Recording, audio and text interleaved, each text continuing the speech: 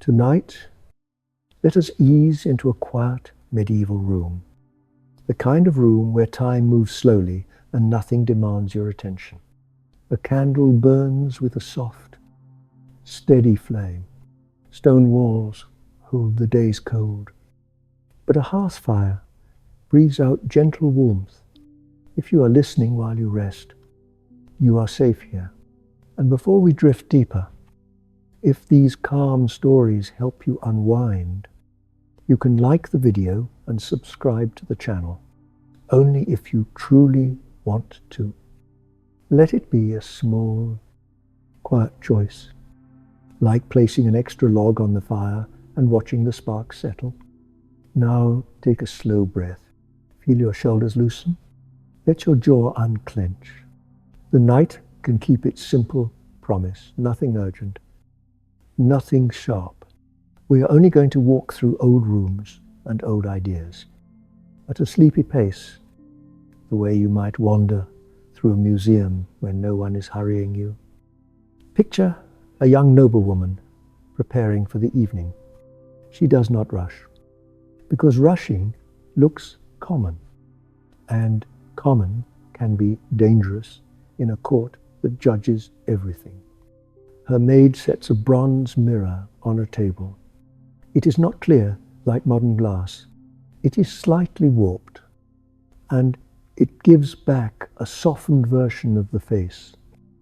As if the metal itself is tired, the woman studies her reflection as if it were a message. First comes the skin. In her world, pale skin is not only a preference, it is a signal. It suggests you live indoors, far from fields and sun. It suggests servants bring you water so your hands stay smooth. It suggests you are protected from weather and work, and therefore you must be important. To look pale is to look like someone who does not have to struggle in public. So she chases paleness the way a traveler chases a distant light. She avoids bright daylight. She walks beneath covered galleries. She keeps her gloves on even when it is warm, and when nature refuses to cooperate, she turns to mixtures kept in small jars, passed from woman to woman with the seriousness of secret prayers. A paste of vinegar and powder, a wash of lemon, a dusting of chalk. Sometimes these things only dry the skin and make it tight. Sometimes they do more harm. People did use lead-based paints to whiten the face. The effect could be striking in candlelight, smooth, bright, almost like ivory. It could also slowly poison the body. Many people did not understand the cause. They only knew the outcome in whispers, sickness that arrived like fog, hair that thinned, gums that weakened, a face that became raw beneath the beautiful mask. In this story, we will not linger on gore. We will keep it distant, like thunder far away. But we will notice the quiet tragedy of it, how a person can be praised for a look that is slowly hurting her. In the mirror, she watches her maid smooth the pale layer across cheeks, chin, and brow. It feels cool at first, then tight, like a thin shell drying. It hides freckles. It hides redness from wind. It hides the honest signs of living. If the face looks too flat, a touch of color is added with great caution. Not a bright blush, nothing bold, just a faint tint from crushed berries or a root steeped in fat. The goal is to look untouched by effort, as if beauty simply happened, as if the body never sweated or struggled. The eyebrows matter too. In some courts, thick brows can look too expressive, too lively, too human. Women pluck them thinner, sometimes almost away, leaving only a soft shadow. A smooth face is seen as calm, calm is seen as good, good is seen as safe. You can feel how the logic knots itself, tighter and tighter, like laces being pulled. And then there is the forehead. A high forehead becomes fashionable, a strange sign of refinement. To achieve it, hair is plucked from the hairline, one strand at a time, until the brow seems longer. It is slow work. It stinks. The scalp grows tender. But in the candlelit world of portraits and tapestries, the result looks serene. The face becomes a pale oval, framed by cloth and discipline. Some women go further. They try to look delicate, as if their bodies are made of mist. They eat lightly, not because they have no food, but because refusing food is a kind of performance. At feasts, a noblewoman may pick at a piece of bread, sip watered wine, and smile as if hunger is beneath her. In a world where many people truly starve, the wealthy can earn praise for pretending they do. There are stories of fasting held up as virtue, saints admired for living on almost nothing, women praised for being thin, bile, and quiet. Sometimes this is devotion, sometimes it is pressure, often it is both. It can be hard to separate faith from fashion when both demand the same thing: make yourself smaller, softer, easier to control. Now imagine the hall where our noblewoman will appear. Torches flicker, shadows move across stone. The air is thick with perfume trying to outshine smoke. Sweat and heavy wool. She wears layers, linen against the skin. Then a fitted garment, laced tight. Then an outer gown that can weigh as much as a child. The laces pull the waist inward and make the torso long and narrow. Breathing becomes shallower. So the voice becomes quieter. People mistake that quietness for grace. Around her head, she wears a veil, and often a wimple that wraps chin and neck. It frames the face like a border around a painting. The cloth can be itchy, the pins can pinch, but the shape it creates is approved. And approval is a kind of shelter. In some towns, covering is expected, even demanded, especially for married women. Modesty is not only a feeling, it must be visible, like a badge you wear on your body.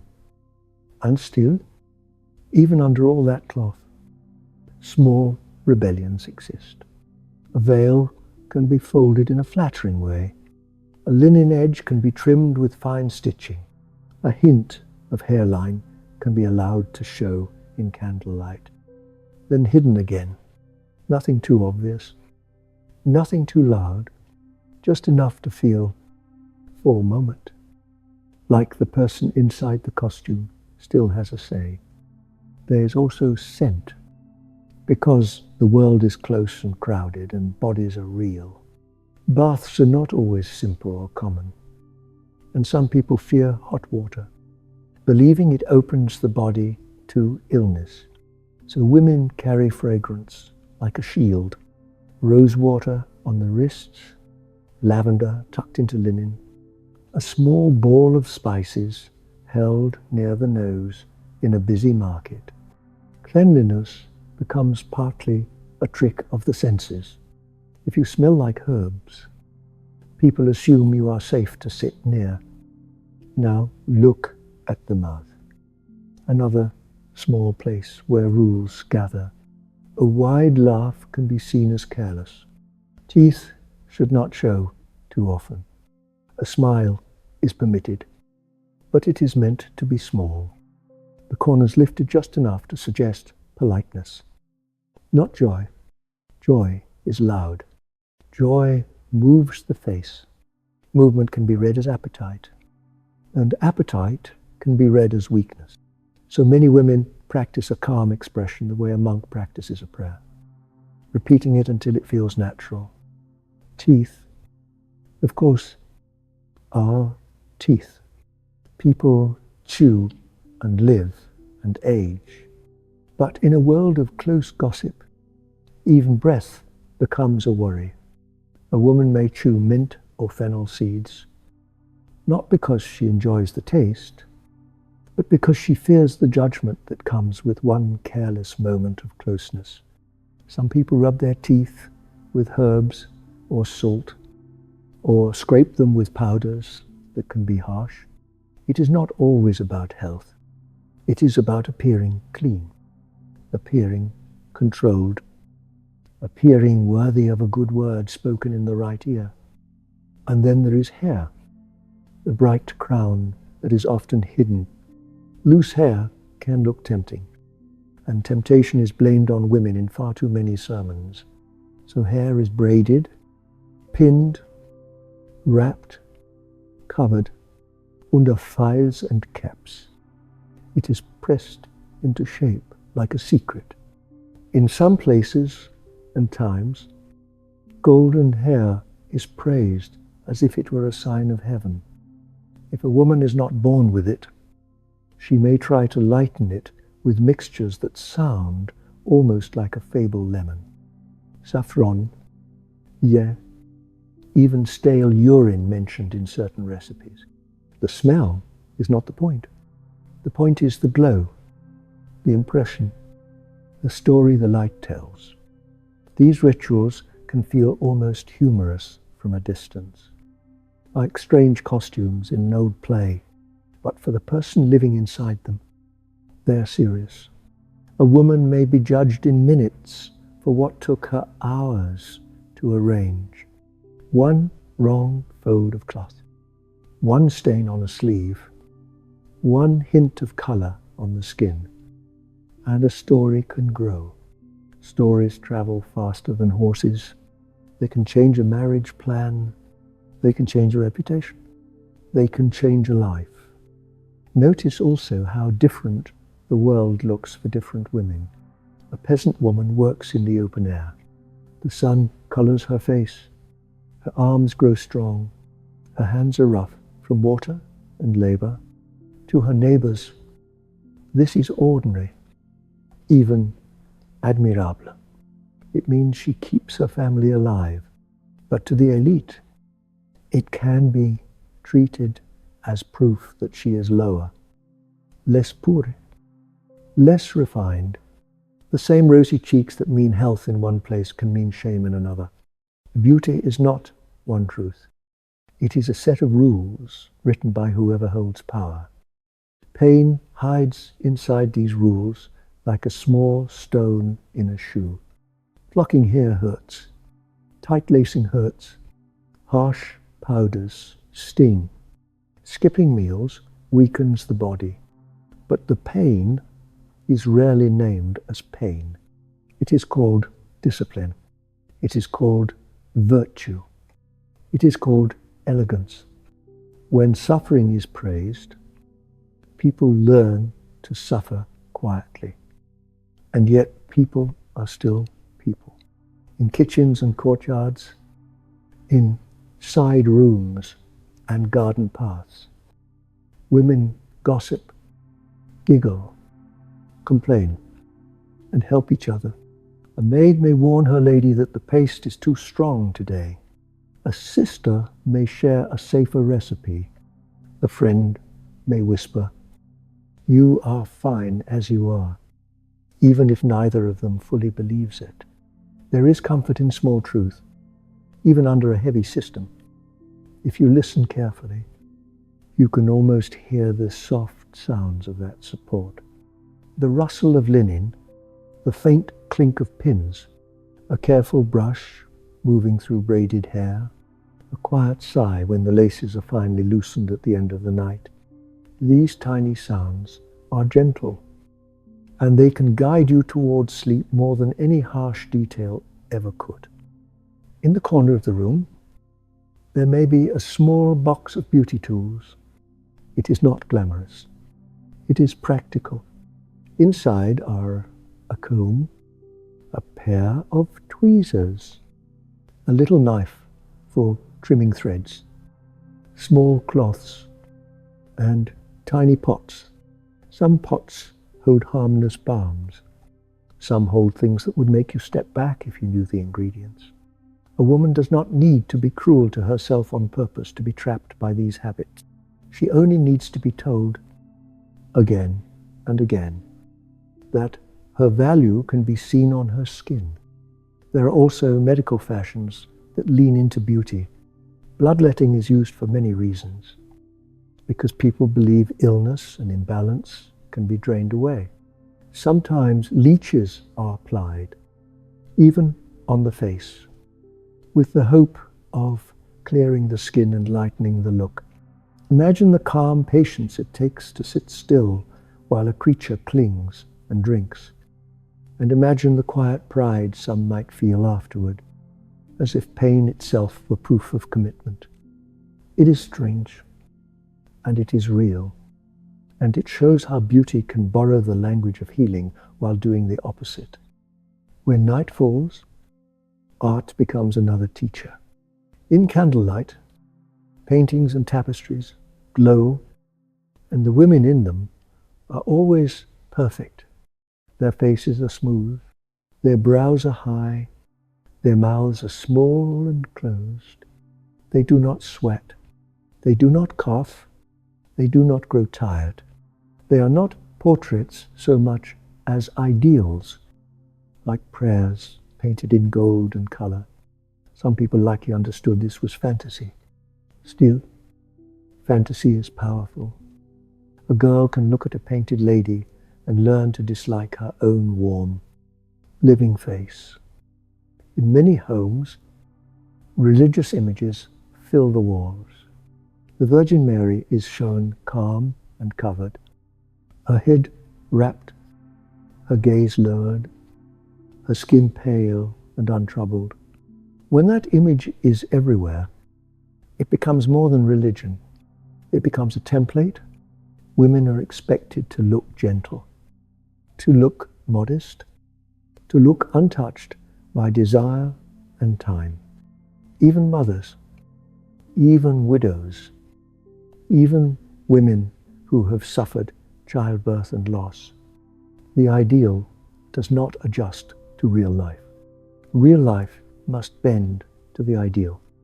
So the routine repeats: morning, cold water in a basin; midday, careful posture and controlled speech; evening, powders and pins; lace and laces; night, washing away the mask, rubbing sore skin with oil, hiding irritation under tomorrow's plan. Over time, the body learns the rhythm. It does not mean the body likes it. It means the body survives it. And there are the small details that seem silly until you remember they are taken seriously. Shoes that are narrow and soft, made to look delicate, even when the streets are muddy. Skirts that drag a little longer, not only for modesty, but to hide feet that might be judged too large. Gloves that hide hands, sleeves that hide wrists. Everything is arranged to suggest you do not work, and therefore you must be worthy of comfort, even if you are not comfortable at all. Sometimes the rules are written down. Town councils and kings issue laws about who may wear fur, who may wear certain dyes, who may stitch gold into cloth. The purpose is order, but the feeling is fear. A woman can look in her chest of clothing and wonder, is this too much? Then she wonders, is it not enough? The questions can circle in the mind like a moth around a flame. It is exhausting, this constant measuring, yet the world expects the face to look rested, calm and still. So the woman learns to smooth her expression, even when her ribs ache from lacing, even when her scalp is tender from pins, even when hunger makes her light-headed. The calm face becomes a language that says, nothing is wrong, even when so much is wrong. If you have ever felt tired from trying to look right, even in a modern world, you can recognize the older shape of that tiredness here. The names change, the fabrics change, but the quiet pressure can feel familiar. Tonight, you do not have to answer it. You can simply notice it, then set it down like a heavy cloak. Let the candlelight in your mind stay soft. Let the fire stay low. Let this be a place where you do not have to perform anything. You do not have to be pale or perfect or quiet in the approved way. You only have to rest. Each breath can be one small step away from that old hall, and one step closer to your quiet bed. The night is big enough for you to drift gently into sleep, unnoticed and unjudged. If you are feeling the weight of all these rules, let that feeling soften. We are looking at them from far away. You do not have to carry them. You can simply notice how strange they are, how tired they must have made people, how much time they stole from real rest. So return to the quiet room in your mind. The hearth crackles softly. The candle trembles, but does not go out. Our noblewoman has done her ritual. She will walk into the hall like a painted figure come to life, pale and composed, wearing her silence as carefully as her veil. And you, listening from your own bed, can watch it all without being judged by it. If your eyes are heavy, let them be heavy. We will not hurry. In the next part, we will move closer to the daily routine, step by step, from cold water in a basin to the small jars in a cosmetics box, and the way a perfect face can become a mask that asks for more each day. For now, stay with the warmth, stay with the slow breath, and let the medieval night remain far away, like a story told gently from across a great distance. In the morning, the castle is not romantic. It is practical. The stones sweat cold, and the narrow windows let in a thin, grey light. A servant brings a basin, and the water is not warm. Warm water costs wood and time is always being saved for something that matters to someone else. Our Lady sits on a stool, bare-faced, hair loose for a moment before it is gathered again. She dips a cloth into the water and presses it to her cheeks. The chill wakes her faster than any bell. She does not complain. Complaining is a kind of noise, and noise travels. Instead, she breathes slowly and lets the cold do its work. Cleansing in her world is not the clean you might imagine. It is a routine of wiping and masking. The maid rubs the skin with a mix of wine and herbs, or vinegar diluted until it stings only a little. The sharp smell rises, then fades. The goal is not comfort. The goal is to feel controlled, as if the body can be managed by careful hands. Then comes the whitening. A small pot is opened. The paste is pale and thick, and it looks harmless in the dim light. It is spread across the face in thin layers, smoothed until it hides the truth of sleep, weather, and worry. Some women used chalk or flour when they could not afford the stronger mixtures. Others used paints that contained lead, and they wore the danger without knowing its name. It is strange to think about how poison can become a fashion. But fashions do not ask permission from the body. They arrive, and people follow, because the cost of refusing is often worse than the cost of obeying. To look wrong at court is to invite stories. To invite stories is to invite a kind of slow falling.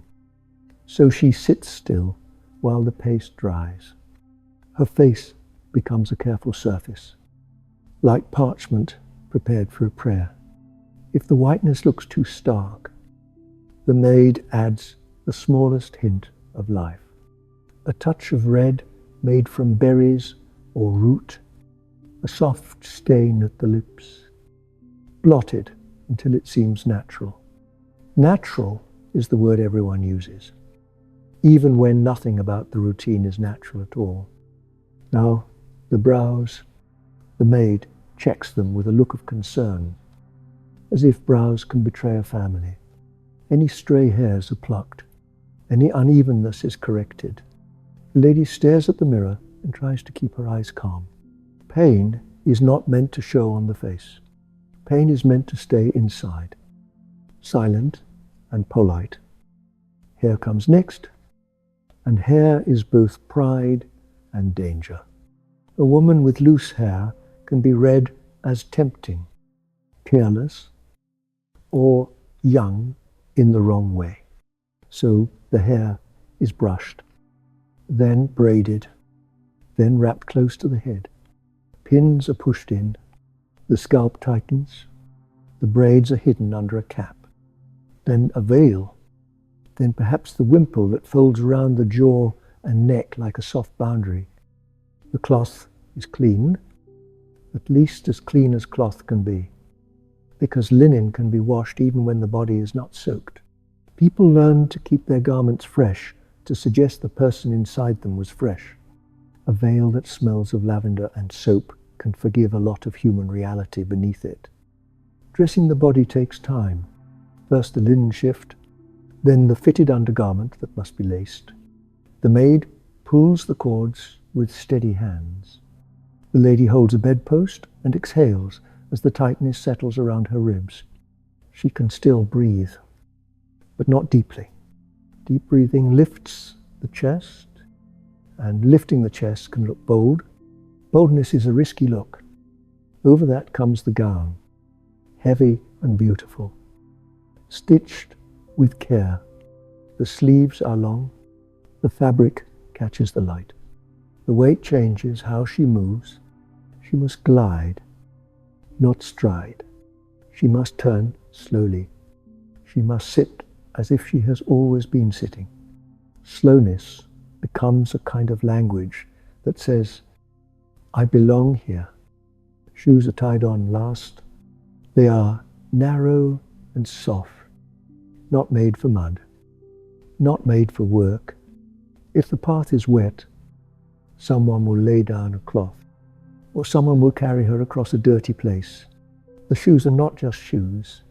They are proof that she is not expected to touch the ground too honestly. Before she leaves her chamber, she prepares scent, a dab of rose water, a bit of oil behind the ears, herbs tucked into the lining of her clothes. The air in a great hall can be thick with smoke, breath, and wool. Fragrance becomes armor. It is also a signal. If you smell like flowers, you seem refined. If you smell like labor, people turn their heads away. Now she is ready. And ready does not mean relaxed. Ready means arranged. She walks into corridors where portraits watch from walls. Painted women stare back with perfect skin and calm mouths. They look like they never had to wake to cold water. They looked like they never had to swallow hunger or hide a cough. The living woman moves beneath them and tries to match the stillness. The hall is already awake. Servants hurry. Men talk in low groups. A priest passes, and the sound of his steps is quiet on stone. The lady lowers her eyes, not because she is shy, but because a lowered gaze is expected. It reads as modest. Modest reads as good. Good reads as safe. After the first dressing comes the long middle of the day, the hours where the body must pretend it is effortless. The lady moves through rooms where firelight makes every surface shimmer. Tapestries show gardens that never muddy, unicorns that never sweat, and women who never blink. In those stitched scenes, beauty is calm and clean and always correct. Real life is smokier. Real life has ash on the floor and drafts in the corners. She attends morning prayers. The chapel smells of wax and damp stone. She kneels, and the tight garment presses against her ribs. The priest speaks of virtue, and virtue is described with words that could also describe her face pure. Bright, untouched. People do not separate the soul from the skin. They speak as if holiness can be seen, as if God leaves marks of favor like powder on the cheek. When she rises, her knees ache. She hides it. She walks slowly back into the light. A cousin greets her with a compliment that is almost gentle. You look so serene today. Serene is the praise that means. You look controlled. A maid discreetly offers a small cloth, scented, for here. Hands, clean hands matter. Hands tell stories. A hand with rough skin is a hand that works. A hand that works is a hand that belongs to the wrong class.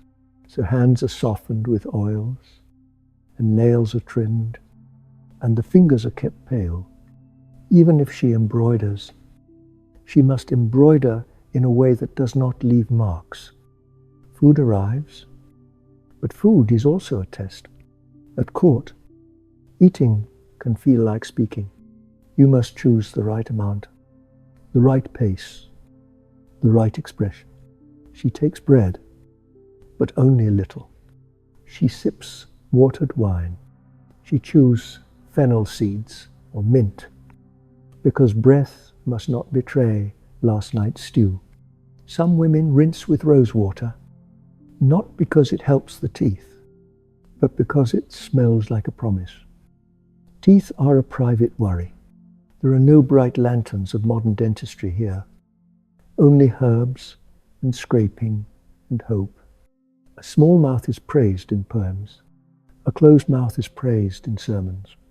A wide laugh is treated like a crack in a statue, so she practices restraint. When someone says something funny, she smiles with the corners of her lips and keeps the rest still. She has learned to let joy happen quietly, behind the face, and still the body has needs. Hunger is like a tide, so she learns tricks. Broth, thin and warm. Fruit, taken slowly. A few bites at a feast, then a pause, then another few bites, so no one can say she ate greedily. Some women were rumored to chew food and then hide it away, so they could look as if they ate without truly doing so. Whether the rumor was common or rare, the idea itself tells you what kind of pressure filled these rooms. Between meals, there are smaller rituals. A servant combs her hair again, because lice are always waiting in cloth and braids. Fine combs pull through slowly. A little vinegar is dabbed near the scalp. The itch is constant in summer. The shame is constant in every season. A noblewoman must not scratch in public. Scratching looks animal. Scratching looks human. There is also the question of bathing. People do wash, but not in the way you might hope. Hot baths exist, but they come with warnings. Some healers claim hot water opens the body to sickness. Some priests mutter about bathhouses and sin. Some towns close public baths or watch them closely, as if cleanliness might lead to desire. The lady learns to wash in parts, hence face, sometimes feet, sometimes a careful cloth under the arms. Linen is washed more often than skin. Smell is managed with herbs. Clean. In a small chest, the lady keeps a few items that look innocent. A jar of powder, a tiny pot of balm, a cloth bag of dried lavender, a round object like a small fruit, pierced with holes, filled with resins. She holds it near her nose when the hall is crowded. It is not only a comfort, it is protection against reality. In the afternoon, she may sit with other women. They sew, they talk softly, they trade tips that sound gentle until you feel their edge. Lemon on the cheeks. One might say, to make the face look slimmer, vinegar on the skin. Another says, to keep it pale, a bit of chalk above the brows, to brighten the forehead, pluck a little more, so the hairline climbs higher. High foreheads are admired, like open pages. A smooth brow suggests calm. Calm suggests purity. Purity suggests safety. When she hears these tips, she nods as if it is normal, because it is normal in this room. Normal is what everyone agrees to suffer through together. There is a strange comfort in shared rules, yet the rules can also turn cruel very quickly. A woman who fails to meet them can become a story. A whisper moves through the hall like smoke. She is too dark from riding in sunlight. She is too flushed at supper. She laughed too loudly. She did not cover her neck. Her veil slipped. Each detail can be turned into a moral accusation, as if the body is always confessing. If you are listening with a tired mind, you can notice how heavy that is, and then let it drift away from you. You are not being judged by candlelight. You are in a safer room. Even if your day was hard, let your shoulders drop a little. Let your jaw unclench. Back in the castle, the day continues with small tests. A messenger arrives with a letter. A marriage proposal is discussed like a trade. The lady's face is watched while men speak of land and loyalty. She keeps her expression calm. She keeps her hands folded. She does not show fear. Fear looks childish. Fear looks weak. Weakness must be the right kind of weakness. The pretty kind, not the inconvenient kind. Later, when the guests drift away, she returns to the chamber again. The maid removes the jewelry. The belt is unfastened. The gown slides off like a heavy curtain. The undergarment is loosened. Each knot undone feels like a small mercy. The face is washed. The skin is tender. Sometimes, when the powder has been worn too long, the skin feels raw, as if the mask took something with it. The maid applies a soothing ointment, honey mixed with herbs, or oil scented with rosemary. It helps a little, not enough, but a little. The lady lies back, and for the first time all day, she can breathe fully. The room is quiet except for the faint crackle of a low fire. She stares at the ceiling and lets the day fall away piece by piece. And as she drifts towards sleep, she cannot help but wonder what will happen when time changes her face. What happens when youth fades? What happens when the rules keep coming? But the compliments stop. That question is a soft shadow that follows many women in this world. If your mind is wandering, it is okay. Let it wander slowly, like a candle flame in still air. We will not rush. In the next part, we will move into the deeper fear beneath the beauty rituals, the fear of aging, the fear of being labeled wrong, and the strange way this society could turn beauty into a kind of moral verdict. In the quiet of the castle, beauty is never only a mirror. It is a language. It tells everyone where you belong, what you may want, and what you must never admit you need. And so, as the candle burns low, we can drift deeper into the small details that carried enormous weight. In many courts, the face was expected to look serene, almost distant, not lively, not eager. A noblewoman was meant to appear as if her thoughts moved slowly, like a swan on still water, even if her heart raced behind her ribs. Her features had to stay calm. That calm began with the eyebrows. They were not supposed to be bold or expressive.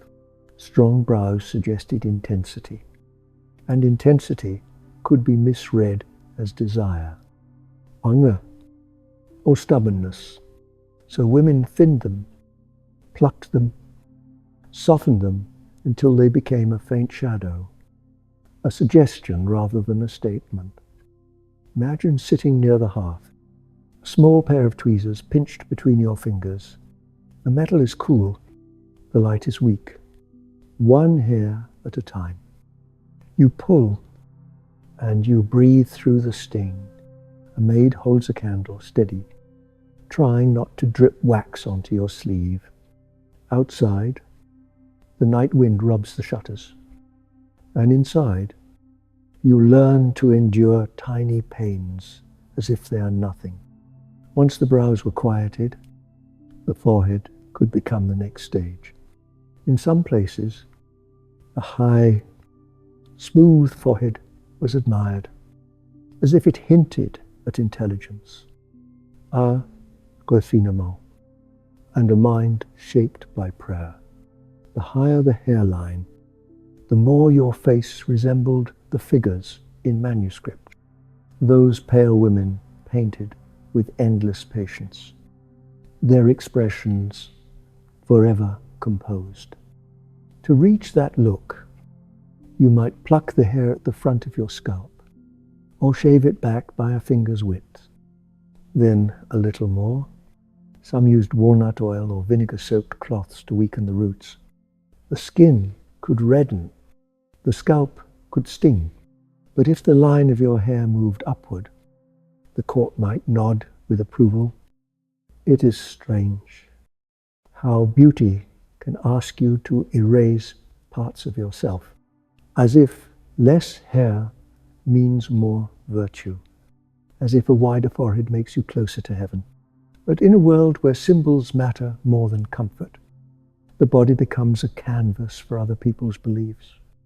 And then there is the mouth, small and controlled, as if it should never open too far. In poems, a lady's smile is often described as gentle and restrained. Teeth were not meant to be displayed like a laugh in a tavern. A wide grin could look careless.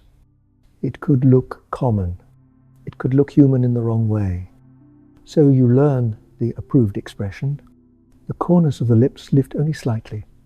The mouth stays mostly closed. When you speak, your voice stays soft. When you laugh, it is brief, almost like an apology. You might even practice in the mirror, watching your own face, training it to obey. Teeth, too, carried their own anxieties. There were no modern dentists, no neat rows promised by braces. People did what they could with herbs and powders, with wine rinses and sage leaves, with salt and ash. Sometimes it helped, sometimes it harmed. But the fear was not only decay, it was the fear of being noticed for the wrong reason. If you had breath that carried the scent of onions, fish, or old ale, someone might whisper. If your teeth were crooked or stained, the suitor might look away. And so noble households kept little habits, fennel seeds to chew, minta to tuck into linen, cloves to hold in the mouth during long hours in crowded halls. In these details you can feel the quiet pressure. Nothing is shouted. Everything is suggested. You are not told, be smaller. You are shown what happens when you are not. a raised eyebrow, a pause in conversation, a rumor that travels faster than a horse. And beyond the face, there is the body, not merely thin, but delicate, not merely graceful, but fragile. In many medieval ideals, a perfect woman looks as if she is made of something that could break. Her waist is narrow, her shoulders are soft, her wrists are small enough to vanish into sleeves. This image was reinforced by clothing, by tight lacing and careful layering. A fitted gown could guide the posture and restrict the appetite. When the fabric presses against your ribs, you eat less without even deciding to. When your stomach has little room, your hunger becomes a quiet companion, always present, always ignored. Fasting, too, was wrapped in praise. In religious life, fasting could be devotion. In courtly life, it could become a performance. A woman who barely touched her food at a feast might be admired for restraint. She might be described as refined, spiritual, above ordinary cravings. But hunger is still hunger. Even when you dress it in virtue, it can make the head ache. It can make the hands shake. It can turn the world slightly unreal at the edges. Some women fainted in chapels, and the room would rush to help them, not always with concern, sometimes with a kind of admiration. See how delicate she is. See how she suffers quietly. There is a gentle cruelty in that. Suffering becomes a decoration. Weakness becomes a compliment. And yet, for many women, the choice was not really a choice. It was a path laid out by expectation, by marriage prospects, by the fear of being judged. Now, as you listen, let the story be soft. The point is not to shock you awake. The point is to show how ordinary these extremes could feel when everyone around you treated them as normal. A pinch of tweezers, a tighter lace, a smaller bite, a softer smile. Picture a long corridor lined with tapestries. Faces stare out from woven threads, saints, queens, ladies in gardens where flowers never wilt. They all have the same calm features, the same pale skin, the same distant gaze.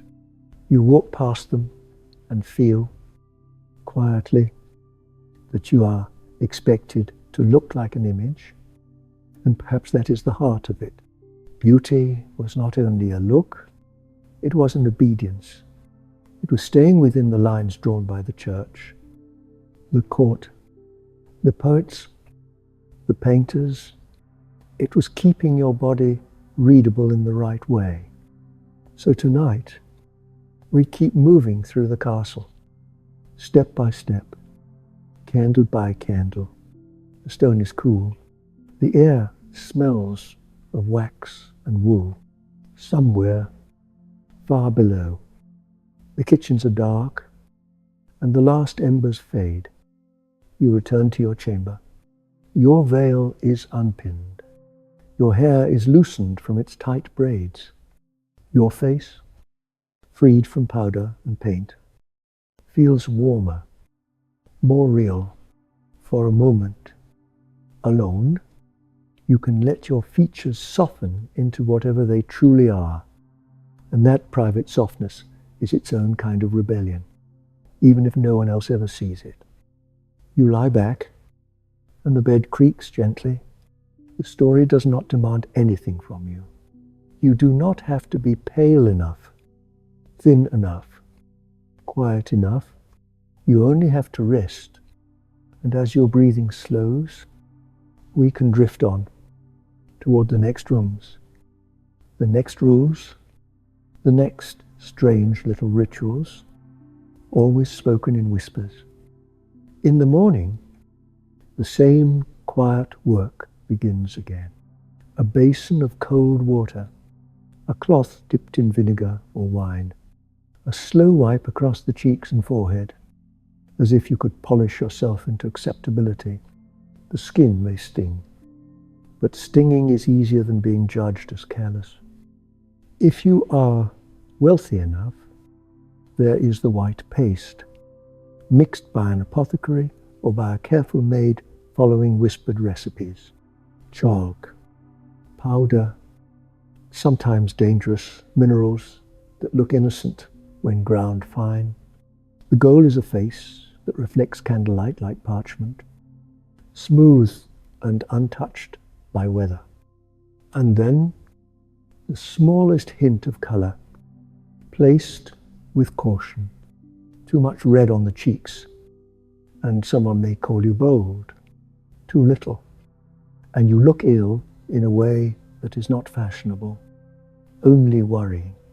So the blush becomes a gentle compromise, like a secret you keep from both God and gossip. Hair brings its own set of rules. In paintings, the finest women often shine with gold, not the harsh yellow of straw, but a soft, sunlit hue, as if the light itself chose their heads as a resting place. In life, most people were not born with that colour, and so the search for it became another quiet struggle. In parts of Europe, women tried to lighten their hair with mixtures of herbs, ash, lemon, and sometimes far stranger things. They would sit by a window or in a courtyard with their hair spread under the sun, hoping the brightness would leach into the strands.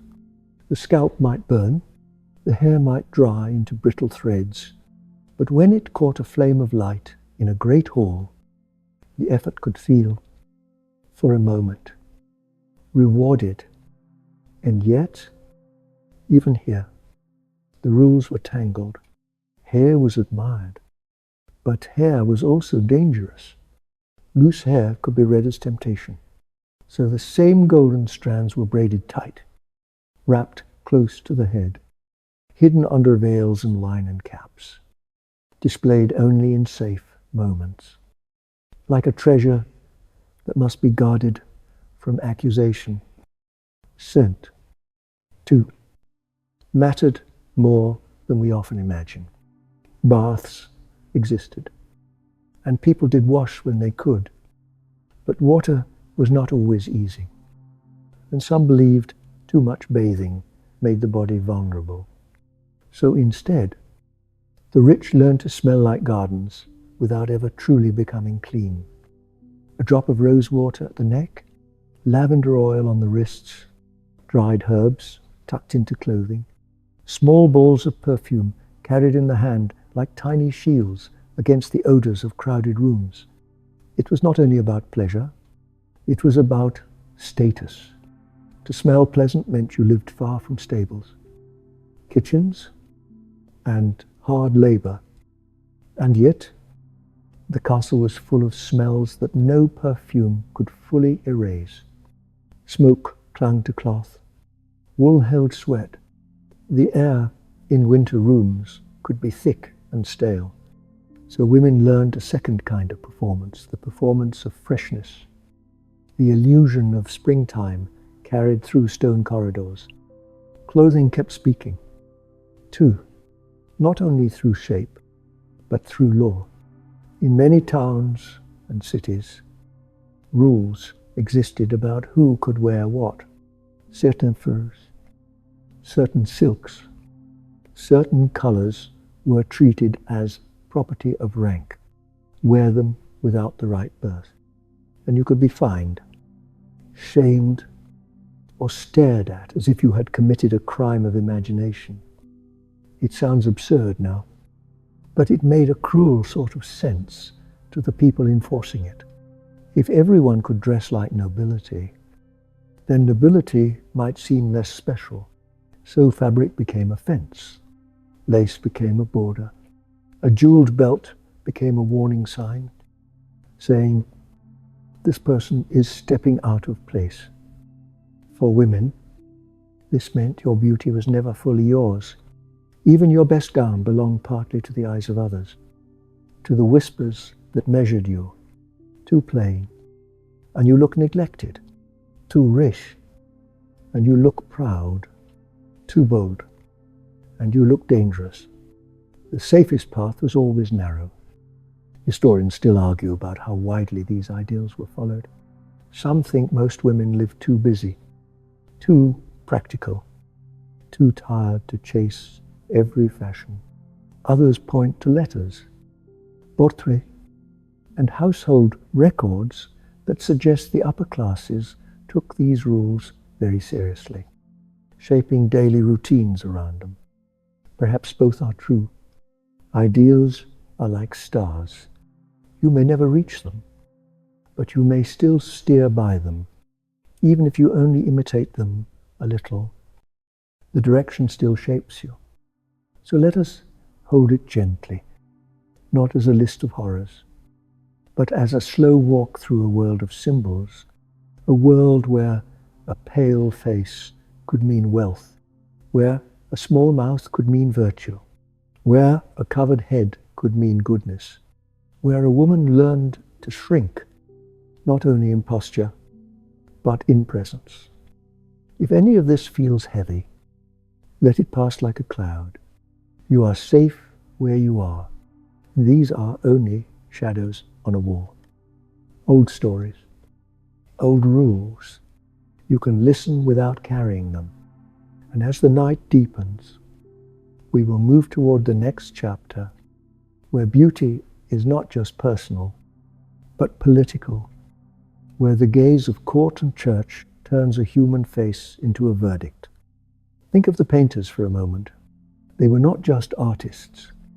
They were translators of desire and doctrine. In a portrait, a nose could be softened, a neck stretched, a forehead raised, skin lightened until it looked almost luminous. This was not always seen as lying. It was seen as showing what should be true. A family might send a painted likeness to another court as part of marriage talk, and the paint would speak before the girl ever did. The image said, "She is pure. She is gentle. She will fit into your house like a candle fits a holder." And if the real person differed from the picture, it was the person who felt wrong, not the picture. So you can imagine why the mirror became a place of quiet worry, not vanity. Exactly. More like preparation. How close am I to the version of myself that the world expects to see? Now let your eyes go heavy if they want to. Let the story carry you. In the next part, we will follow the rules beyond the chamber and into the wider world, where beauty can protect you, but can also trap you, and where the cost of being seen is sometimes the cost of being free. Take one slow breath in and let it out. The candlelight softens. The corridor grows quiet. All is calm. Now we step out of the private chamber and into the public corridors of life, where beauty is not only a personal ritual, but a visible badge. In the Middle Ages, clothing could be treated like a border. Fabric, collar, and trim were not just choices. They were signals, and sometimes they were rules written down by people with seals and ink. These rules are often called sumptuary laws. They were meant to keep the social ladder clear, to make sure the world stayed arranged the way the powerful wanted it. If you were born into one class, your sleeves were meant to announce it. Your belt was meant to confirm it. Even your shoes could whisper it. Imagine standing before a chest of garments, your fingers moving over wool, linen, maybe velvet. If your household is fortunate, you choose carefully, not only for comfort, but for safety. A fur lining might be warm, but it might also be forbidden to you if your family does not hold the right title. A bright dye might be beautiful, but it might belong to someone higher, and wearing it could be interpreted as arrogance. Imitation, even akin to fraud. So you learn to dress inside invisible boundaries. In a city street, a clerk or official might watch the crowd, quietly noticing who wears what. Perhaps there are fines, perhaps there are warnings. Perhaps there's only the slow punishment of gossip, the kind that spreads in markets and churches and never fully disappears. For women, the rules can feel tighter because the body itself is read like a public document. A woman is judged not only on what she wears, but on what her clothing suggests about her character. A low neckline could be seen as bold. A loose veil could be seen as careless. Too much jewelry might be called vanity. Too little might be called neglect. There is a narrow path between being admired and being accused. And then there is modesty, the quiet net that catches everything. Head coverings are a strong example. In many places, a married woman is expected to cover her hair in public. The veil is not only fabric, it is a statement. It says, I belong to a household. I am respectable. I am not available to the wandering gaze. Sometimes the covering goes further, wrapped under the chin and around the neck. A wimple or a similar wrap can frame the face and hide the throat, as if the throat itself is too intimate to be seen. The logic is often tied to religion, to sermons that warn about temptation, to images of the Virgin Mary and female saints, whose heads are always covered in art. When holy women are painted that way, real women are expected to imitate them. But imitation is not comfort. A wimple can be hot in summer and stiff in winter. It can itch. It can shift in wind. Pins can prick the scalp. Linen can rub the jaw. And still, the covering remains, because the cost of not wearing it can be greater. So you walk through the world with cloth resting against your skin, like a reminder to stay contained. In the great hall, you move slowly. In the church, you keep your eyes lowered. In the marketplace, you keep your face calm. You learn that stillness is a kind of armor. Even the way you walk matters. A noblewoman is expected to glide. Steps are small. The gown is heavy. The hem might drag. You do not rush. Even if your feet ache, rushing looks like labor. And labor looks like low status. Shoes are often soft, narrow, and not designed for mud. That is part of the point. If your shoes cannot handle the street, it suggests you have servants, or family, or someone who will clear the path for you. Your feet, hidden most of the time, become their own quiet symbol. In poems, small feet are praised as delicate, pure, refined. In reality, feet are human, tired, sore, pressed by leather and ribbons, carrying bodies over uneven stone. So you sit with ankles crossed and your shoes peeking out like a small decoration under layers of cloth. Someone notices, someone says nothing, but the noticing is the point. All of this is beauty as control, beauty as discipline, beauty as a promise that you will not disrupt the order of things. And yet, inside these rules, people still find small ways to breathe. A woman might wear a veil that is slightly more transparent, letting just a hint of hairline show in candlelight. Another might tuck a narrow strip of lace inside a sleeve where it cannot be seen unless she moves a certain way. A third might choose a color that sits just on the edge of what is allowed, not breaking the rule, but leaning against it. These are tiny rebellions, the kind that do not make noise. But even tiny rebellions can carry risk.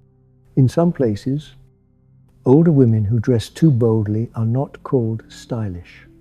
They are called suspicious. This is where the story becomes darker, but still quiet.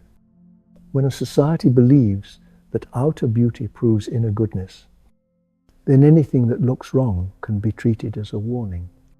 A scar, a rash, a birthmark, a crooked tooth, a limp, these can become reasons for whispers, and whispers can become accusations. Women who live alone, widows without protection, healers with sharp words, women who do not smile the right way, all can become targets. It is not fair. It is not logical.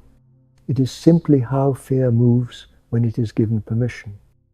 And so, beauty is not only desired, it is used as a shield. If you look proper, people assume you are proper.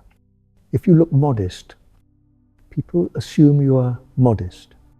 If your clothing follows the script, the world is less likely to question you. So you follow the script, even when it is exhausting.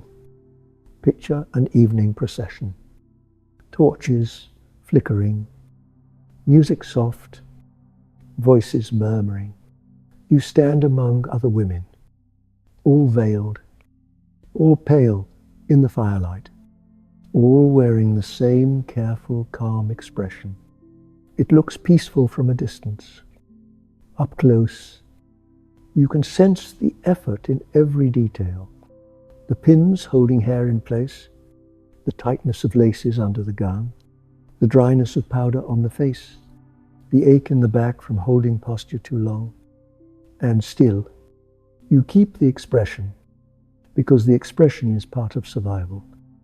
Now, let the scene soften.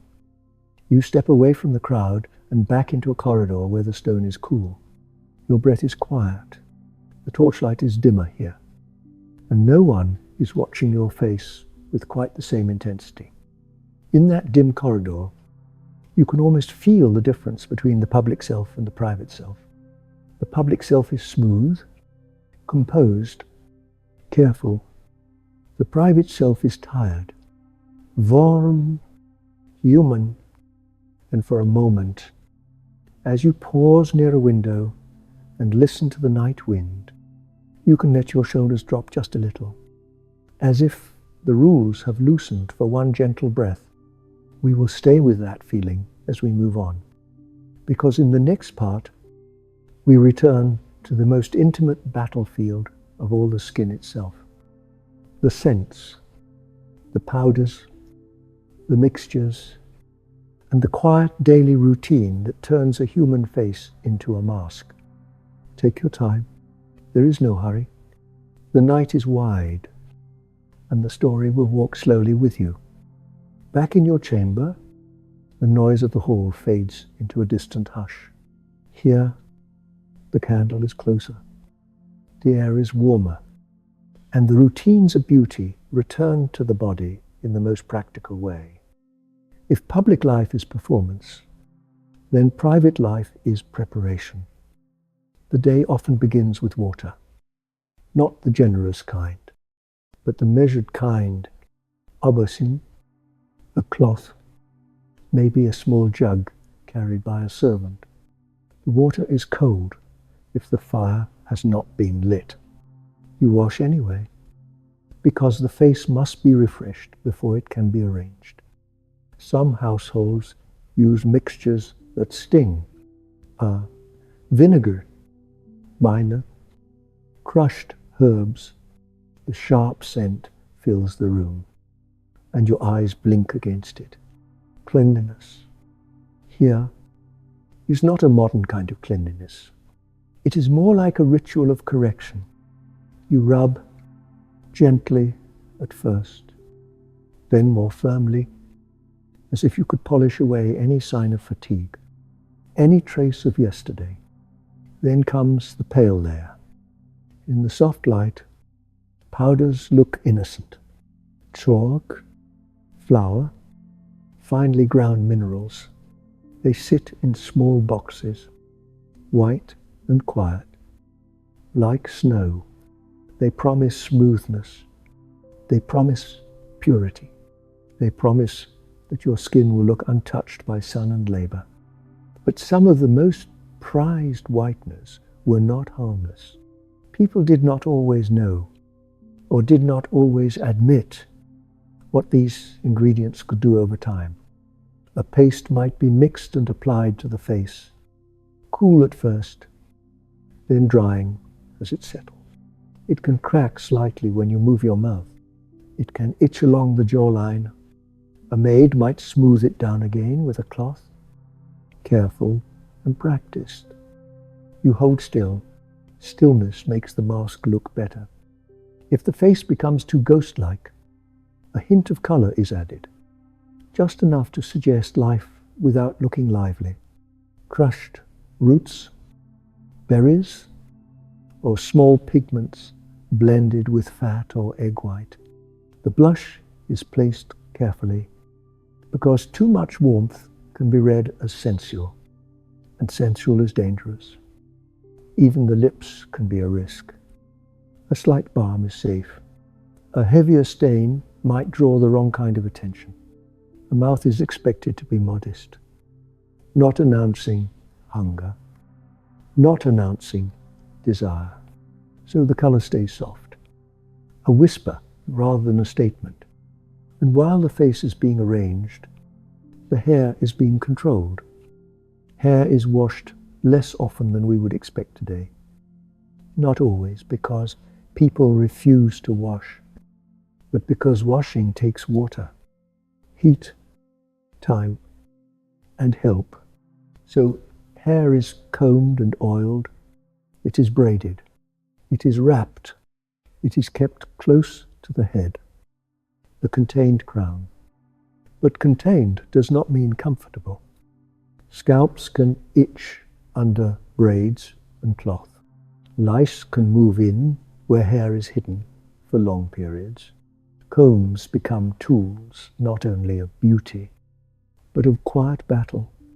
A maid parts the hair carefully, searching for small intruders, picking them out, crushing them between fingernails, then combing again as if nothing happened. The court does not talk about this. It is too real, too ordinary, too ungraceful.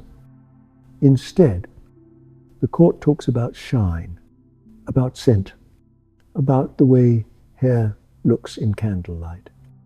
So oils are chosen for fragrance as well as smoothness. Rosemary, sloe, lavender, things that smell like gardens and pretend the body's always fresh. Scent becomes a second skin. Rose water on the neck, a dab of oil at the wrists, dried herbs tucked into linen, a small perfumed object carried in a pocket, lifted to the nose in a crowded hall. These are not only luxuries, they are defenses. The world is full of smoke, animals, kitchens, sweat under heavy fabric. To smell pleasant is to signal distance from all of that, even if the distance is only an illusion. And then there is the clothing. First, the linen shift, plain and close. Then the fitted layer, laced and tightened until the body becomes the shape it is expected to be. The cords pull. You exhale. A maid pulls again. You feel your ribs resist. You feel the line of your waist narrow. It is not always cruel. Sometimes it is simply normal, like putting on shoes. But normal can still be painful. When the laces are tied, you breathe in and notice how shallow your breath has become. A deep breath would press against the fabric. So you learn to breathe smaller. and in breathing smaller, you learn to live smaller. Over that goes the outer gown, heavier and more decorative, shaped to move slowly and beautifully. Sleeves fall like curtains. Fabric gathers at the floor. The weight of it changes the way you stand.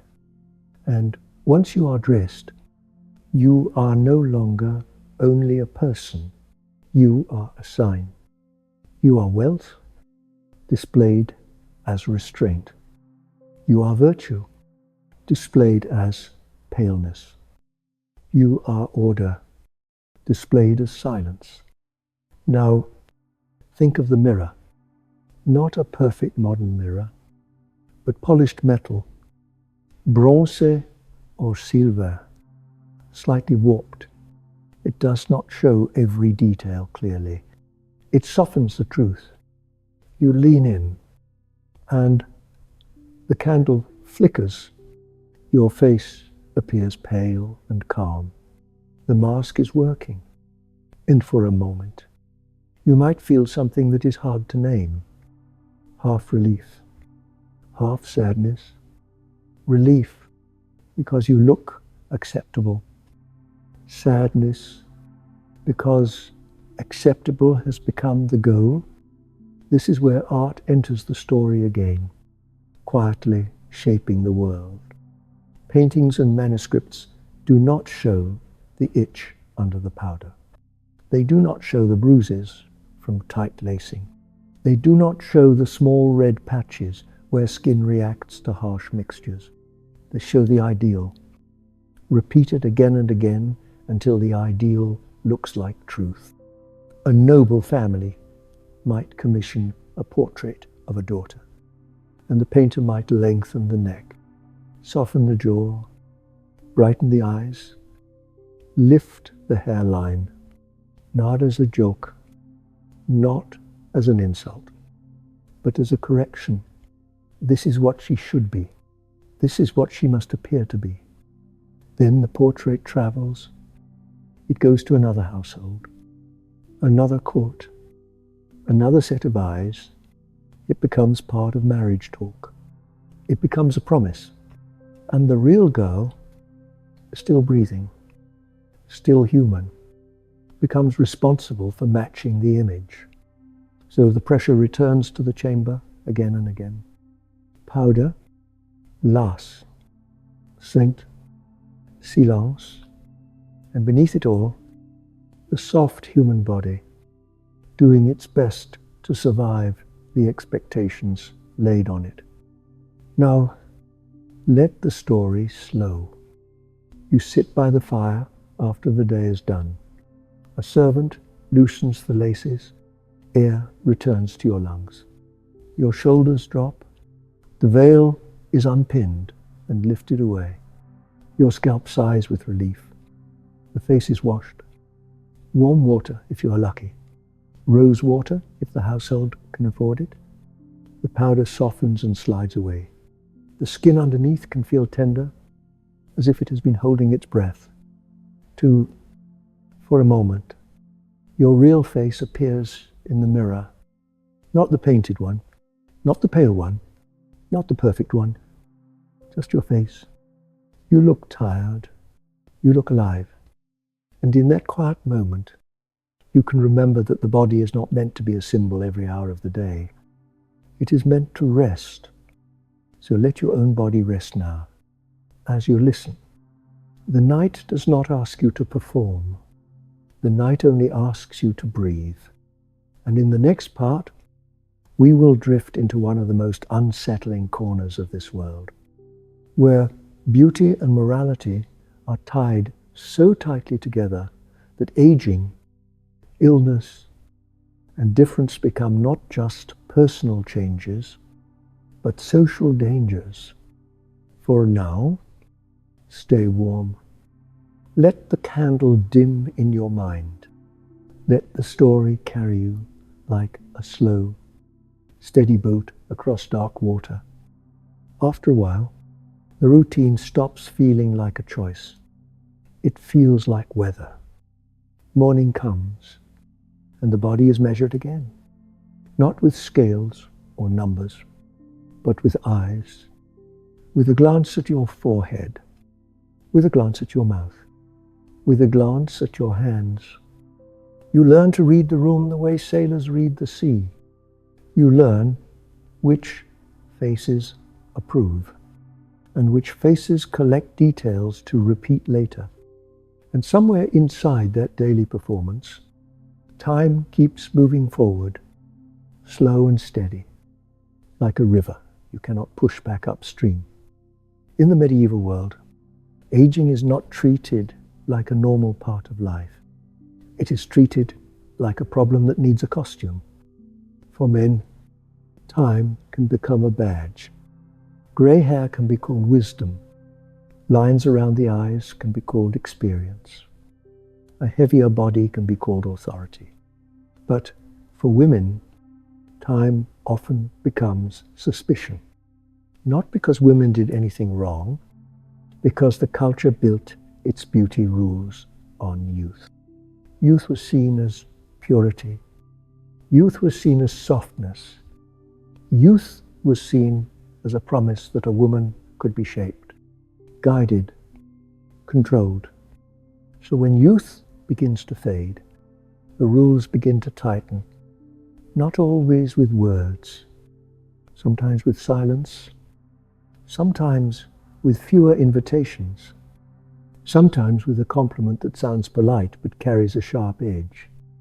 You look calm today, someone might say, as if calm is the main thing you owe the world.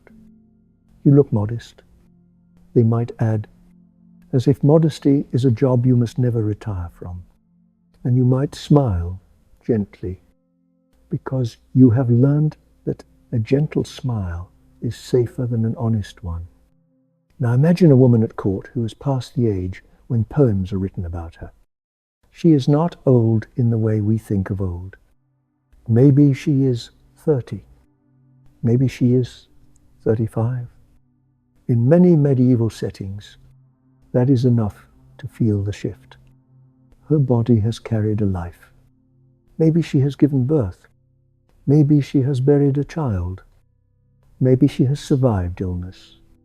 Maybe she has simply lived through winters that were colder than expected. Her face shows it. Not dramatically, but quietly. A softness near the mouth, a small crease near the eyes, a change in the light of her skin. Nothing ugly, nothing shameful, just human time. But in a system that treats beauty as proof of virtue, human time can feel like a scandal. So she begins to manage it. She wakes early, her maid brings water, not warm, because warm water costs time and fuel. And even in a manor house, everything has a cost. She dabs her face with rose water or vinegar water, hoping to tighten what cannot truly be tightened. She rubs salt and crushed herbs on her hands, trying to keep them pale, trying to keep them soft. She powders her skin carefully, not only to look pale, but to look even. Evenness is safety. A smooth surface gives people less to talk about. She chooses her veil with care. A veil can hide a little shadow under the eyes. A veil can soften the shape of the jaw. A veil can keep the world from seeing too closely. And this is the strange part. The veil is not only cloth, it is also permission. When you are veiled, you are supposed to be modest. When you are modest, you are supposed to be safe. So a woman might veil more as she ages, not only for faith, not only for fashion, but for armor. Now, consider the older woman who does not have court around her, the widow in a village, the woman who sells herbs, the midwife who has seen too much blood and too many prayers. She has knowledge. She knows which plants calm a cough She knows which roots help a fever. She knows how to soothe a crying baby, how to ease a labor, how to stitch a cut. In a sensible world, this knowledge would earn respect. In a frightened world, it can earn fear, because fear does not like women who live outside the expected script. A young woman is expected to be watched. An older woman, especially a widowed one, can become harder to control. If she owns property, if she speaks with confidence, if she lives alone, if she does not look pleasing, people may begin to invent a story to explain their discomfort. This is how a face becomes evidence. A mole becomes a mark. A scar becomes a sign. A sharp gaze becomes danger. A strong voice becomes a threat. And suddenly, the culture that once demanded that women be pale and quiet begins to punish women for looking wrong in any way. This is not every village and not every town, but it happens enough that the fear becomes part of the air. So beauty is not just a dream. It is protection. Not perfect protection, but sometimes the only protection offered. Look correct, and people assume you are harmless. Look incorrect, and people start looking for reasons. Now, let us return to the gentle voice of the night, because we are not here to make you afraid. We are here to understand, softly, like studying old handwriting by candlelight. Imagine you are walking through a manor house at dusk. The stone corridors hold cool air. The servant's footsteps echo, then fade. In one chamber, a woman sits near the hearth. She is not young, not old. She is simply alive and tired. Her maid brushes her hair slowly, not for seduction, not for display, only for comfort. The brush catches on a knot and the maid pauses. Careful, patient. The woman exhales as if she has been holding breath all day. Outside the chamber, the world is full of rules. Inside the chamber, for a moment, the rules loosen. And this is the quiet truth that often gets lost when we talk about medieval beauty. Most of a woman's life was not lived in the grand hall. Most of it was lived in small spaces, in chambers, in kitchens, in gardens behind walls, in the private minutes between obligations. So even when the public world was cruel, women still found small pockets of rest. A whispered joke with another woman in the laundry room, a shared glance at a boring sermon, a moment alone beside a window, letting cool air touch the face, a prayer that is real, not performed, a bite of food taken without an audience. These moments are small, but they are real. And when you are tired, small, real moments matter. Now, because the medieval world loved to tie beauty to morality, it also loved to tie clothing to morality. As women aged, clothing could become a language of permission and denial. A widow might be required to wear darker colors. A woman might be expected to cover more of her hair. A woman might be expected to look less decorative. The idea is that she should disappear gracefully. But people do not disappear gracefully. People remain people. They still have thoughts. They still have preferences. They still feel warmth and cold. They still want to be seen as more than a role. So some women quietly resist, not loudly, not in ways that bring punishment, but in the tiny details, a hidden trim of lace under a collar, a ribbon inside the sleeve, a perfume dabbed lightly at the wrist, a choice of fabric that feels good against the skin, even if no one else notices. These are not revolutions, they are reminders. Reminders that a woman still has a self. And in a world that tries to turn women into symbols, even a small reminder can be a kind of strength. Now let the story take a slower step. Imagine the next morning, the woman rises. She sits before the mirror, not the clear mirror of modern life, but a polished surface that shows a softer version of her face. She looks at herself, and for one brave moment, she does not judge her skin for changing.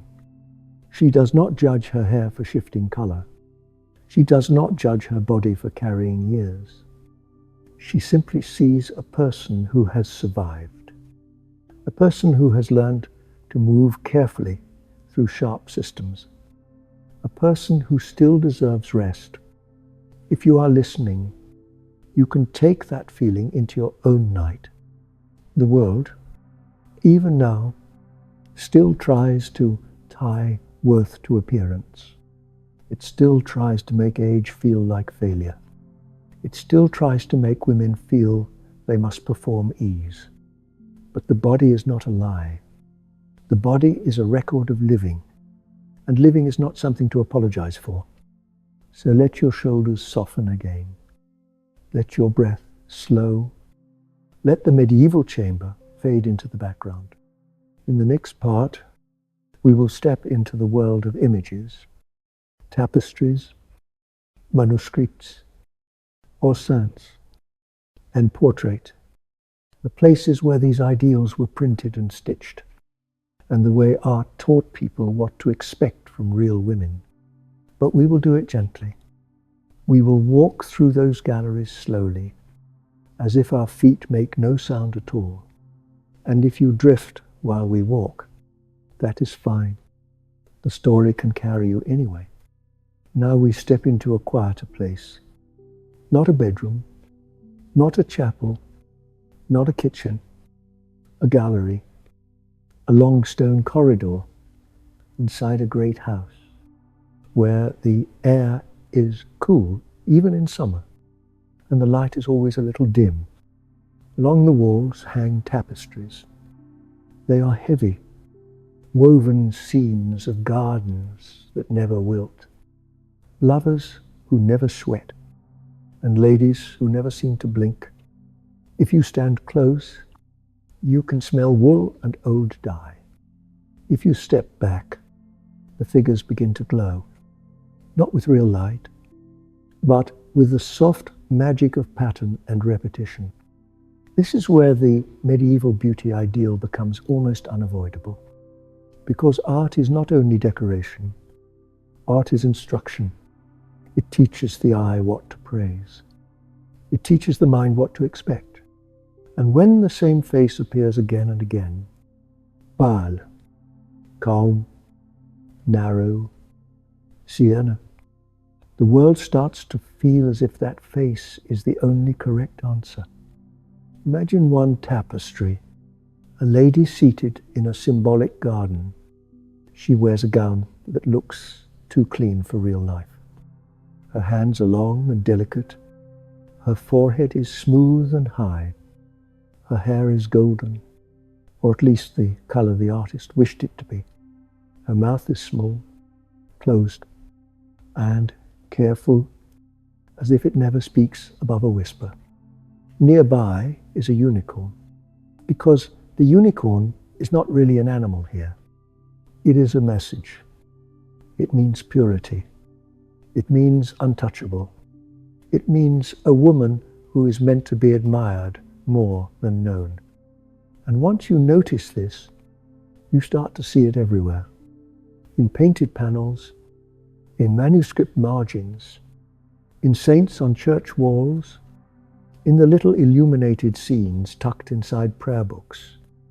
If you have ever seen a medieval book of hours, you know the feeling. The pages are small, but the pictures carry a whole world. A woman kneels in prayer, her head covered, her skin pale as milk. A woman holds a child, looking calm, almost untouched by fatigue. A woman is shown as holy because she is quiet, still, and smooth. Even in scenes of suffering, the faces remain composed, almost gentle, as if pain itself should be carried politely, as if the highest beauty is the ability to remain neat while life is difficult. It is strange, and it is not accidental, because the medieval world often believed that outer beauty reflected inner virtue. So artists were not only painting what people looked like, they were painting what people wanted to believe. A noble family wanted its daughters to appear pure, refined, worthy of alliance. The church wanted its saints to appear radiant, beyond flesh, beyond ordinary needs. A poet wanted his ideal lady to appear so delicate she might dissolve into air. So the images become cleaner than life. And once images become cleaner than life, real women are asked to chase the clean image, not in a dramatic way, but in daily, tiring ways. A little more powder, a little more veil, a little less laughter, a little less appetite, a little less sun, and the cycle repeats. Now imagine you are a young girl in such a house. You walk past these images every day. You see the same face, the same posture, the same calm expression. You learn, without anyone saying it out loud, that this is what you are expected to become. Not a full person, a symbol, a smooth surface, a story others can project onto. And even if no one ever hits you, even if no one ever shouts, the pressure still lands, because it lands through repetition. It lands through expectation. It lands through the quiet fear of being seen as wrong.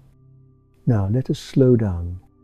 Let us keep this gentle, because we are not here to scold the past, and we are not here to judge anyone who tried to survive it.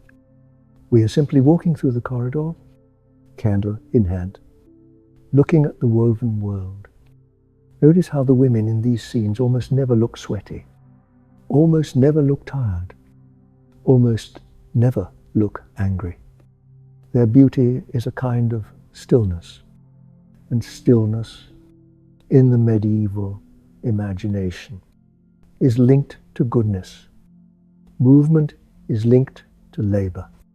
Labor is linked to class. So even the way an artist paints a wrist or a neck can reinforce hierarchy. A peasant woman, if she appears at all, is often drawn with more color in her cheeks, more strength in her hands, more earth in her body, and the noble woman is drawn like she belongs to the candlelight itself, pale and untroubled. This is one reason the pale ideal becomes so powerful. It is not only about beauty. It is about distance from work, distance from mud, distance from the ordinary human struggle. It is the look of being protected, and protection is a form of power. Now, there is another layer, and it is quietly ironic, because real medieval people were not made of paint. They got sick, they got tired, they got hungry, they had acne, scars, missing teeth, bad breath, hair loss, and all the ordinary problems of bodies, so the images could never fully match reality. And in that gap between image and life, women learned to perform. Not because they were foolish, because performance was sometimes the safest path. If you could look like the picture, you could avoid questions. If you could look like the picture, you could avoid suspicion. If you could look like the picture, you could move through the world with fewer sharp edges. So a woman might not think, I must be perfect. She might think, I must be safe. And safety often looks like conformity. Now imagine a portrait painter being commissioned by a family. A daughter is to be married. A portrait will travel to another court, another town, another household. It will speak for her before she ever arrives. So the painter brightens the skin, smooths the lines, narrows the jaw, raises the hairline, darkens the brows just enough, then softens them again, makes the eyes calm, makes the mouth small, adds a symbol, a lily in the hand, meaning purity, a small dog at the feet, meaning loyalty, a book on the table, meaning virtue and education. And it is not exactly lying in the way we mean it now. It is expected.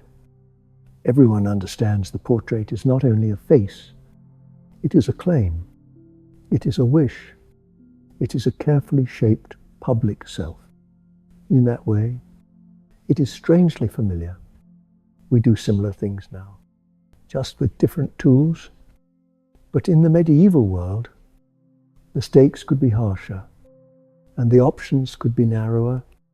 Now we move from art to law, because the medieval world did not only teach beauty through images, it also policed beauty through rules, not just religious rules, but legal ones, sumptuary laws. They sound dry, like a dusty book in a clerk's hand, but in daily life they could feel personal. These were laws meant to control what people could wear, what fabrics were allowed, what trims were forbidden, what colors were reserved for certain ranks. On the surface, the claim was often moral order, no vanity, no excess, no confusion of classes. But underneath, the purpose was control. If clothing could blur the lines between classes, the powerful feared disorder. So they wrote rules, then enforced them with fines and public shame. Imagine a market square, stalls of bread, wool, dried hips. A woman walks through in a gown that she saved for months to afford. Not a queen's gown, just a good gown. Little embroidery at the cuffs, a belt that catches the light, a veil that is clean and neatly folded. She wants to look respectable. She wants to look like her life is held together. But a clerk notices the embroidery. He is not interested in her story. He is interested in whether the cuff looks too fine for her station. Because the law is not gentle. The law does not ask why. It asks only what. And when the law is mixed with gossip, the result can be exhausting. Even if she is not fined, she may be watched. And being watched changes how a person moves. Now imagine a noblewoman in the same square. She is allowed silk, allowed fur, allowed a deep red that a merchant's wife cannot touch without risk. But she is still judged. If her sleeves are too lavish, a priest might complain. If her neckline is too low, a rival might whisper. If her veil is too loose, an older lady might correct her with a look. So even the powerful feel the net of expectation. Different net, but still a net. This is the constant contradiction. You must be beautiful, but you must not look like you tried. You must display wealth, but you must not look proud. You must be modest, but you must still be admired. You must be seen, but only in approved ways. Now let us return to the corridor with the tapestries, because it is quieter there. The images do not scold you out loud. They simply repeat. They repeat until repetition becomes truth, until the mind stops asking, "Is this fair?" and starts asking, "How do I survive it?" So if you ever wonder why these standards held power, remember this: they were not only enforced by men, they were enforced by the whole structure, by religion, by art, by law, by families, by marriage contracts, by property, by gossip, by fear. And when pressure comes from everywhere, people often adapt quietly, because quiet adaptation is safer than loud resistance. Still, even inside all that pressure, women were never only passive, they were clever, they were observant. They learned to use the language of clothing and the language of images. A veil could be tightened or loosened for mood. A sleeve could hide a ribbon. A perfume could signal refinement. A calm face could hide sharp thoughts. A soft voice could carry a strong boundary. These small choices matter, because small choices are what many people have when big choices are denied. Now, if your eyes are heavy, let them be heavy. Picture the corridor fading into darkness. The tapestry figures soften, their faces blurring into gentle shapes. The law books close. The market noise fades. Only the quiet remains. In the next and final part, we will come back to the heart of it. Not only what medieval beauty demanded, but what it cost, and how, even in a world of hard rules, a person can still find a small, private self beneath the costume. We will move slowly, we will end softly, and we will let the story lower its voice until it becomes a kind of calm, steady hush. The night has grown quieter now. The castle corridors that felt so wide in the day have softened into shadow. Torches burn lower, footsteps come less often. Voices fade into murmurs behind heavy doors. Even the draught in the stone walls seems to slow, like the whole building is finally exhaling. This is the hour when the performance ends, not because the rules disappear, but because the eyes that enforce them begin to close. The banquet is over. The chapel candles have been snuffed. The last servants carry away the trenchers and wipe the long tables clean. Somewhere in the dark, a dog turns in a corner and falls asleep. Somewhere else, a stable boy leans against a beam and lets his thoughts drift. And in an upper room, behind a door that clicks gently shut, a woman has a rare moment to be only herself. She sits near the hearth. The fire is not roaring. It is only a small glow in a bed of ash. The warmth is faint, but it is enough to make the air feel less sharp. A basin rests on a stool. A folded cloth lies beside it. The water inside is cool, not eatsy. Someone has been kind enough to warm it a little.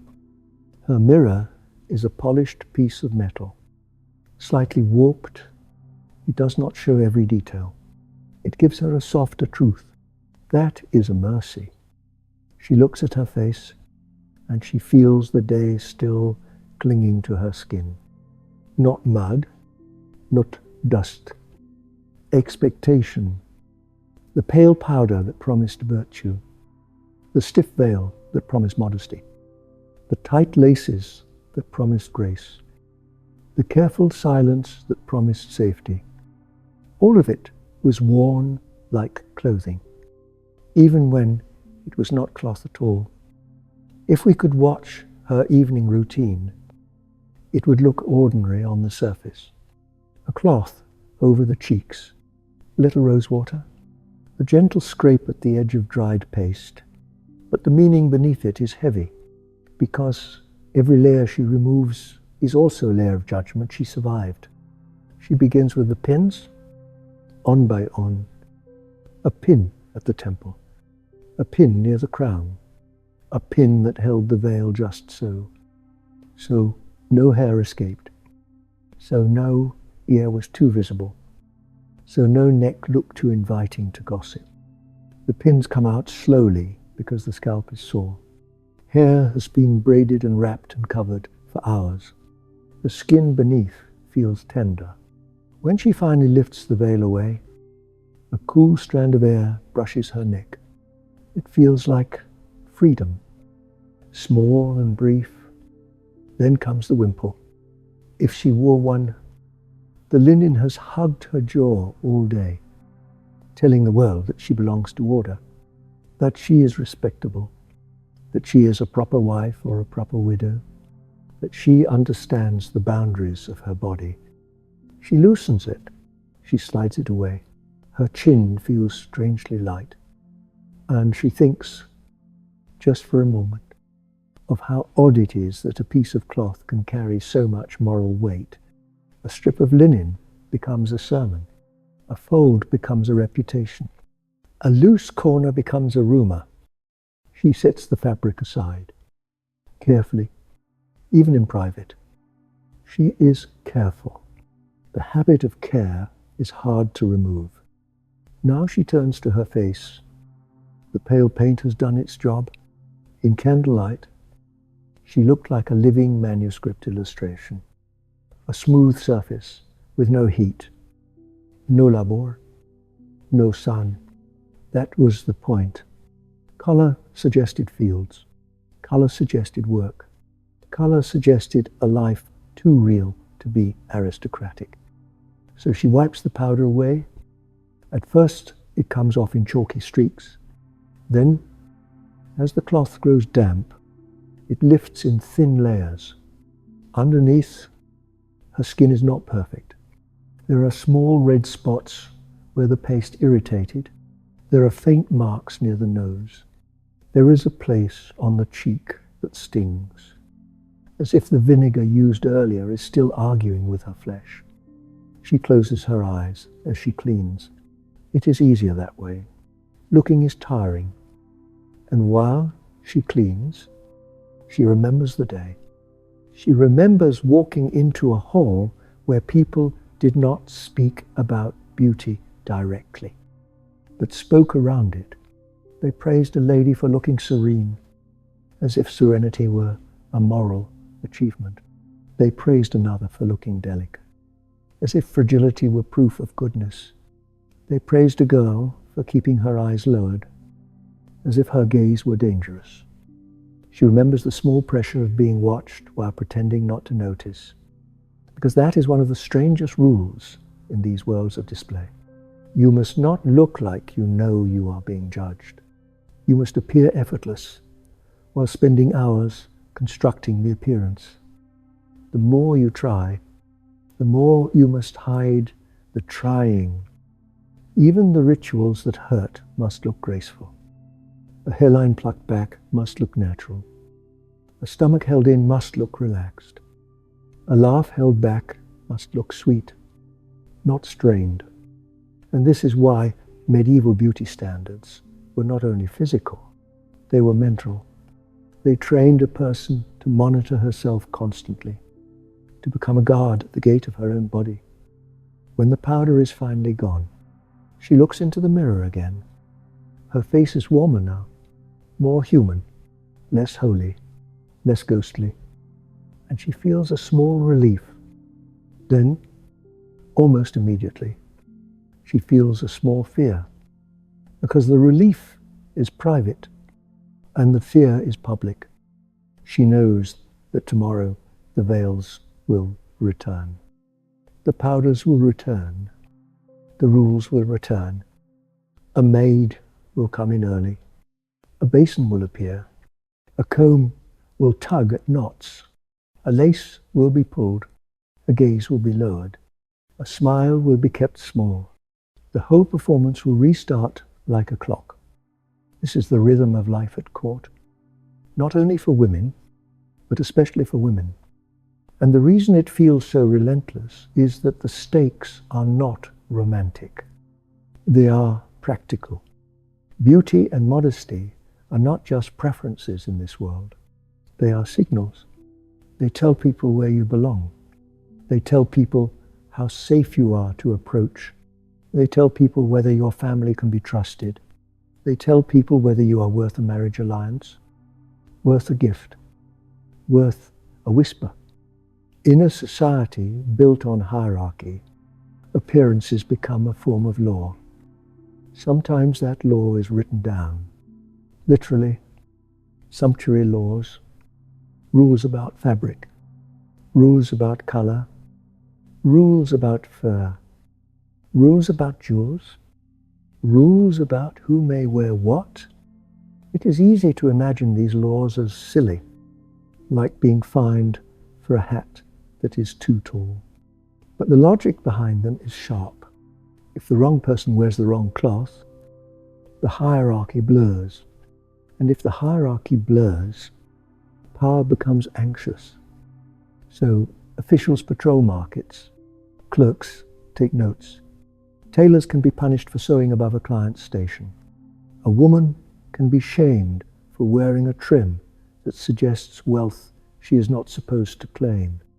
And notice how often the policing lands on women's bodies, because women are the surfaces where families display themselves.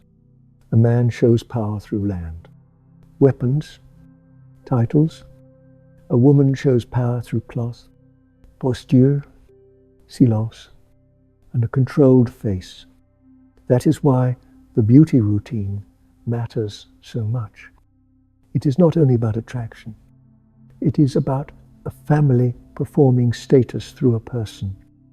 No, the woman in the room reaches for an ointment, something soothing, perhaps honey mixed with an herb, perhaps a little animal fat infused with rose, perhaps a paste made by an apothecary who sells comfort in tiny jars.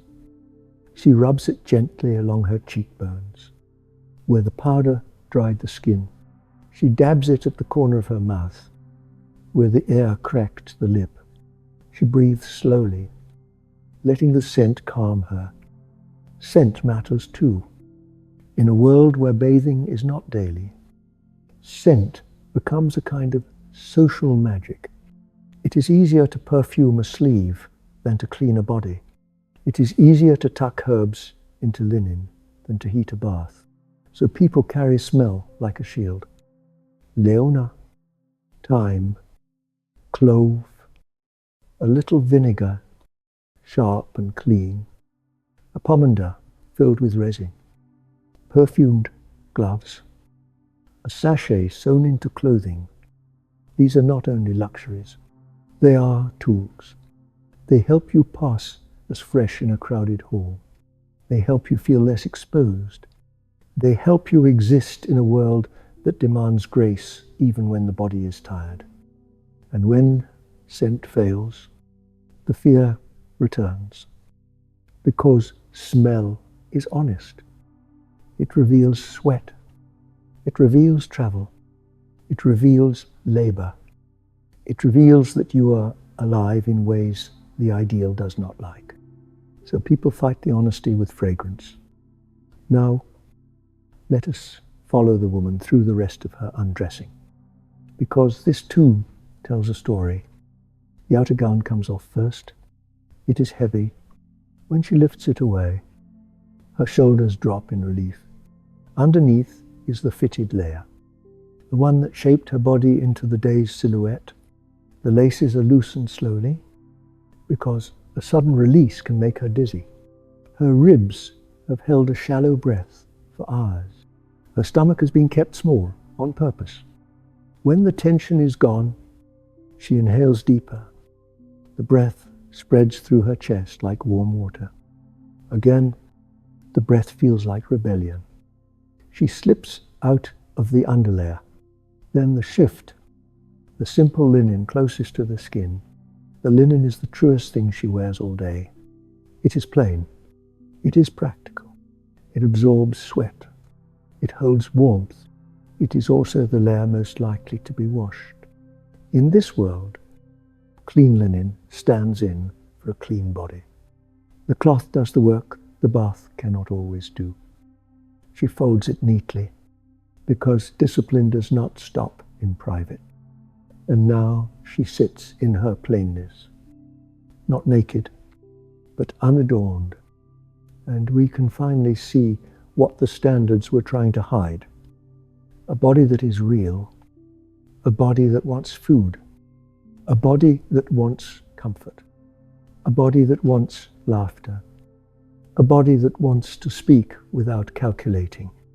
When we talk about medieval beauty, we often focus on the extreme details because they are vivid. Lead on the face, urine in the hair bleach, brick dust on the teeth, threads pulled tight, hair plucked out. All of that is real, and it is shocking. But the deeper cruelty is quieter. It is the way the standards teach a person to distrust her own needs. Hunger becomes shame. Joy becomes danger. Color becomes evidence. Age becomes failure. And this is where the story becomes heavy, even in a bedtime voice. Because we cannot ignore what happens when a woman grows older in this system. A man can age into respect. A woman often ages into invisibility. When the cheeks are no longer smooth, when the hair shows grey, when the body softens, the world shifts its gaze away.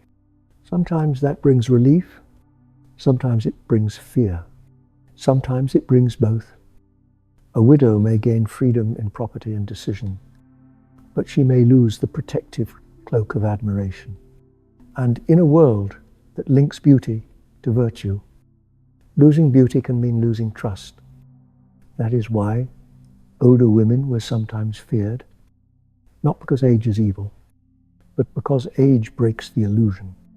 Age proves that bodies change, no matter how tightly you lace them. Age proves that the image is temporary. And the system hates reminders of time, so it makes stories. It calls older women witches. It calls them bitter. It calls them unnatural. It turns them into warnings. This is not universal in every village and every town, but the pattern exists often enough to be chilling. And in art, the pattern is even clearer. In many paintings and manuscripts, the holy women are smooth and pale. The sinful women are either seductively bright or grotesquely old. There is little room for ordinary aging.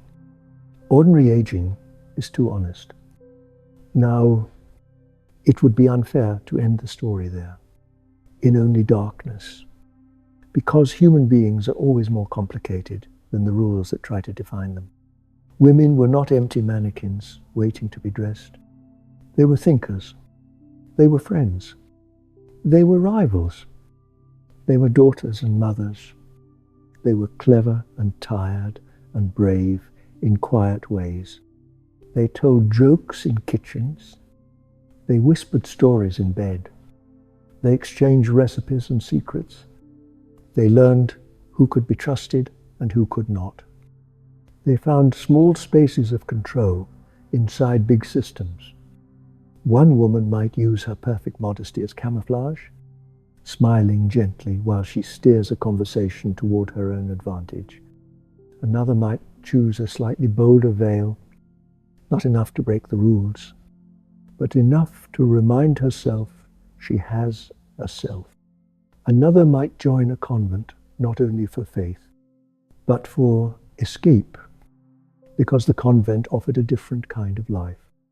Different duties, different freedoms, even if those freedoms were bounded by new rules. Another might simply live on a farm and never think about translucent vein. because she has bread to bake and children to feed and a field that needs attention. So when we speak of medieval beauty standards, we should also remember the people who moved around them like water around stones. Sometimes the water is forced to bend. Sometimes it carves a new path. Often it does both at once. Before she sleeps, though, let us rewind once more, gently, to the beginning of a typical day, because the morning shows how these standards were rebuilt again and again. Morning begins before the sun is fully warm. The room is cold at dawn, and the first sensation is not vanity, but temperature. Fingers feel stiff, skin feels dry, breath makes a small cloud.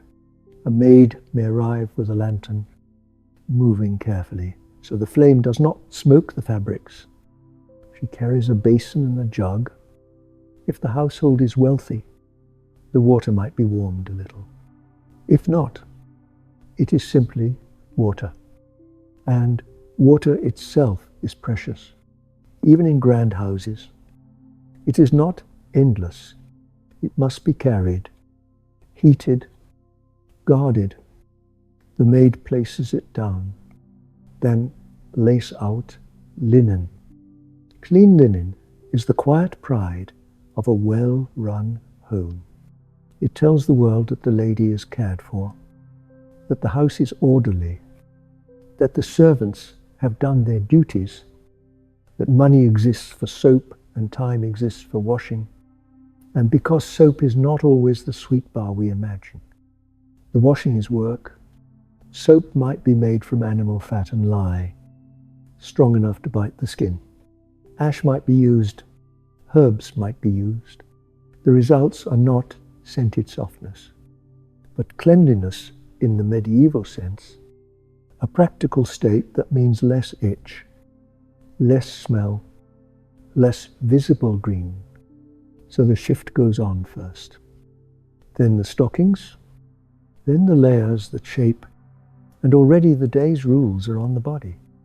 But before the layers are tightened, the face is addressed.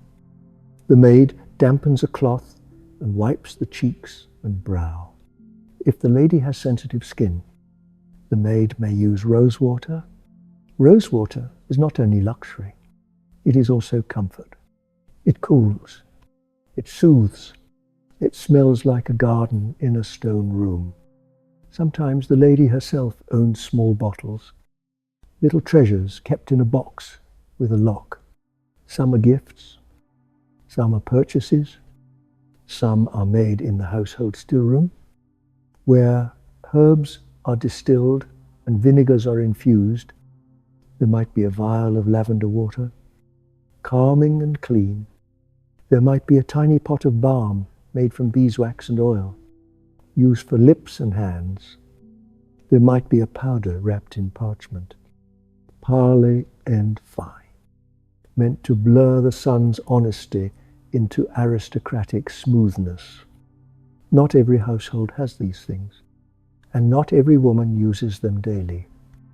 But the desire exists, and the culture of beauty grows wherever people have enough time to pay attention to surfaces. Then comes the hair.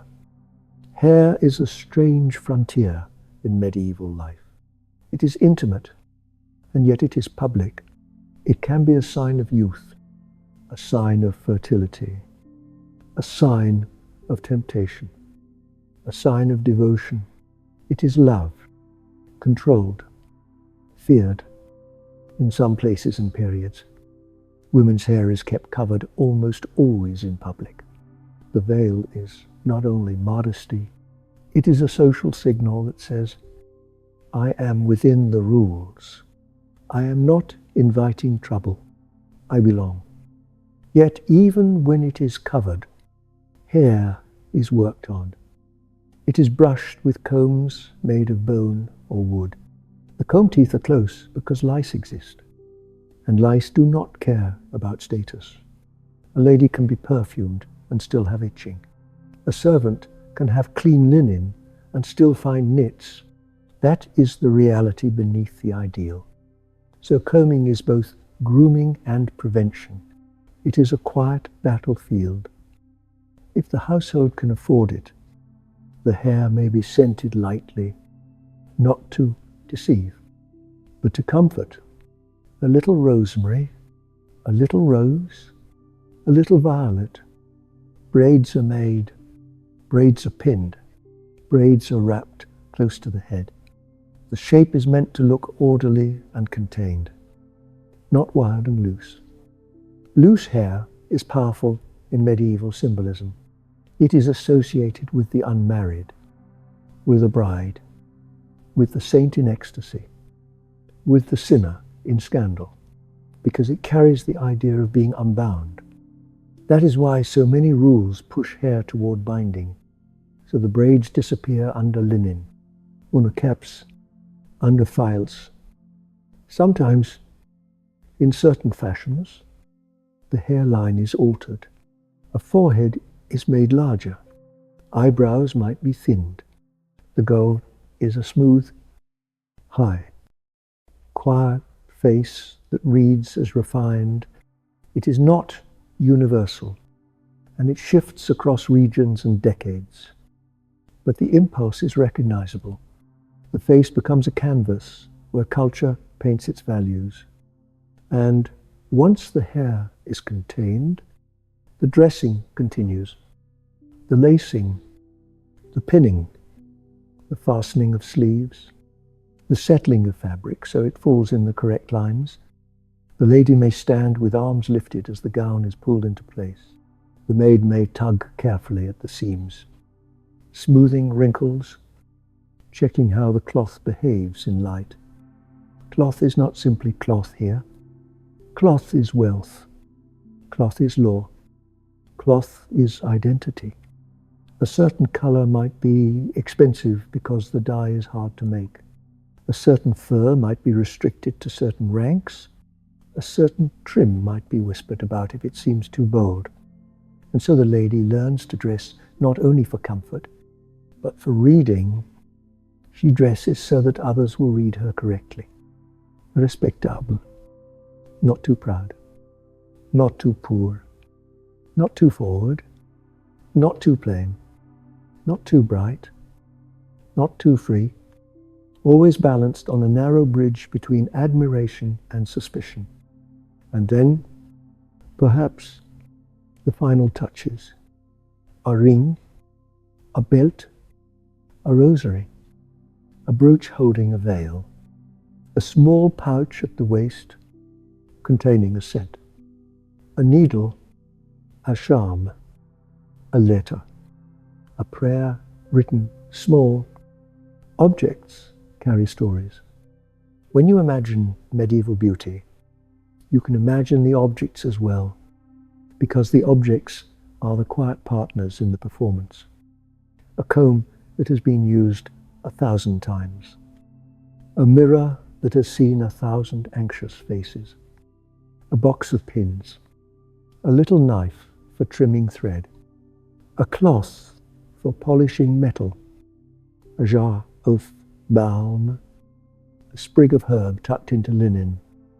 A pair of gloves that smell faintly of resin. These are the tools of daily life, not only for vanity, but for survival. Now, if we step outside this room and walk into the town, we will find another side of beauty culture, the market. The market is loud in the day, but we can visit it in our minds as a soft panorama. Stalls of cloth, baskets of herbs, bundles of dried flowers, jars of honey, little packets of spice, a woman selling ribbons, a man selling combs carved from bone, an apothecary with bottles and powders, his table covered with small mysteries. People come to the apothecary not only for sickness, but for maintenance, for tooth powders, for skin washes, for hair rinses, for breath fresheners. for the small discomforts that do not deserve a doctor, but still deserve relief. And because medieval medicine is built on humours and balance, the language of beauty often blends with the language of health. A pale face might be praised as refined, but it might also be criticized as too cold, too dry, too lacking in good blood. A flushed face might be criticized as rustic, but it might also be read as a sign of heat, passion, imbalance. The body is interpreted constantly, not only morally, but medically. Foods are chosen with that in mind. Spices are chosen. Wines are chosen. Even bathing is interpreted. Too much water can be suspicious. Too much steam can be seen as weakening. Too much pleasure can be seen as dangerous. So the line between care and indulgence is thin, and the apothecary stands right on that line, selling both comfort and anxiety. A tooth powder might be made from herbs and abrasive minerals, meant to brighten and clean, but it can also damage enamel. People do what they can with what they know. A skin wash might be made from vinegar and rose, meant to clarify and whiten, but it can sting. Again, the body pays for the ideal.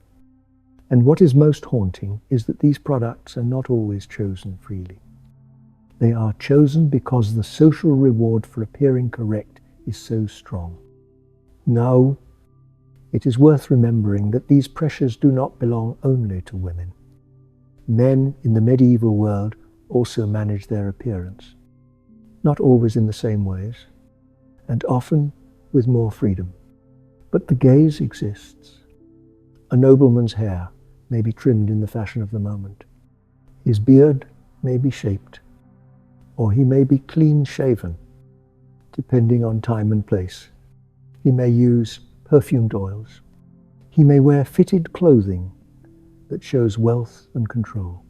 He may wear bright colors and rich fabrics that declare his rank.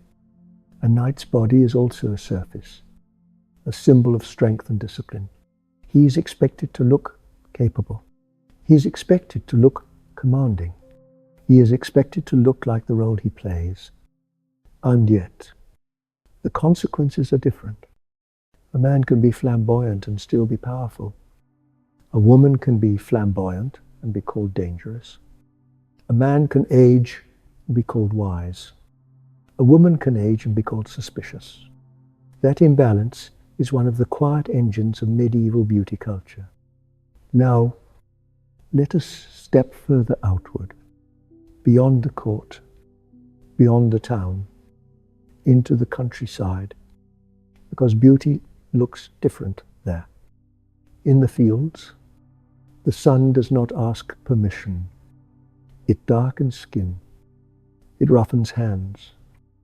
It reddens cheeks. It gives muscles and calluses. And in rural life, those things are not moral failures. They are evidence of work, evidence of survival. A peasant woman might cover her hair for practicality, for cleanliness, for custom, but she may not have the time or reason to chase the pale ideal daily. She may wash when water allows. She may change linen when she can. She may care about appearance, but in a different register, one shaped by labor rather than display. And yet, even here, the church and the town's gossip can carry ideals inward. The idea that modesty equals goodness. The idea that a woman's body is a temptation that must be controlled. The idea that a certain look implies a certain character. These ideas travel, they sit in sermons, they sit in stories, they sit in jokes, they seep into the way people watch one another. So even far from court, the gaze exists, maybe softer, maybe less elaborate, but still present. No, Back in our story, the woman in the bed listens to the last sounds of the house. She hears a servant moving quietly in the corridor. She hears a faint crackle from the hearth. She hears a distant bell. And then, slowly, the sounds become part of a steady background, like rain far away. And in this calm, the mind can begin to wander gently. It might wander back through the day like a slow lantern moving through rooms. A glimpse of a tapestry, a whispered compliment, a pinch of lace hidden under a collar, a priest's sermon about modesty, a girl's anxious fingers tugging at her veil, a maid's careful hands pulling laces, a bowl of herbs scenting the air, a bronze mirror catching a flicker of candlelight. All these small images drift like leaves on water. And as those images drift, another layer of the medieval story rises gently. The layer of words. Because beauty was not only sewn and painted, it was spoken, it was preached, it was written, it was sung. In sermons, priests warned against vanity, not because soap and combs were evil, but because beauty was seen as a doorway to pride, a doorway to lust, a doorway to distraction from God. And yet, in the very same culture, poets wrote of a lady's bright eyes as if they were stars. Troubadours and courtly singers turned beauty into a kind of sacred danger. They praised a woman's pale throat, her soft hands, her delicate walk. They described her as a treasure to be served, a high ideal, an object of longing. So women lived inside a contradiction. They were told, be modest, be covered, be humble. They were also told, be worthy of admiration, be beautiful, be desirable, because desirability could raise a family's fortunes. A woman could be blamed for caring too much. She could also be blamed for not caring enough. She could be blamed for attracting attention. She could also be blamed for failing to attract it, if her marriage prospects mattered. This is the kind of double bind that makes a life quietly exhausting. And the double bind is often hidden behind polite words. People do not always say it outright. They hint, they sigh, they compare. They offer advice that feels like kindness but carries sharp expectations underneath. Now imagine how that contradiction plays out in a convent. We often picture nuns as outside beauty culture. And in some ways they were. The habit covered the hair. The rules discouraged adornment. The aim was humility, a turning away from the world's display. But even there, the body did not disappear. A novice might still worry about her face. She might still see herself in a basin of water and feel the old habits of judgment. She might still be praised for looking serene, for looking pure, for looking like a living icon. And in many convents, there were still hierarchical differences. Some women came from noble families. Some came with dowries. Some had influence. Some had none. The world's social patterns did not vanish at the convent gate. They changed shape. So even in a place designed to reduce vanity, the question of appearance could still echo, not with jewels, but with cleanliness, not with bright dyes, but with the neatness of linen, not with flirtation, but with a symbolism of restraint. And because restraint itself could become a performance, it could become another kind of pressure. This is why the medieval story is never simple. Every rule creates a workaround. Every ideal creates an anxiety. Every attempt to control the body creates new ways for the body to speak. Now consider the small, everyday negotiations that happen around beauty. A woman might want to wear her hair a certain way because she likes it, because it feels like herself. But she must consider her husband's opinion. She must consider her mother-in-law's opinion.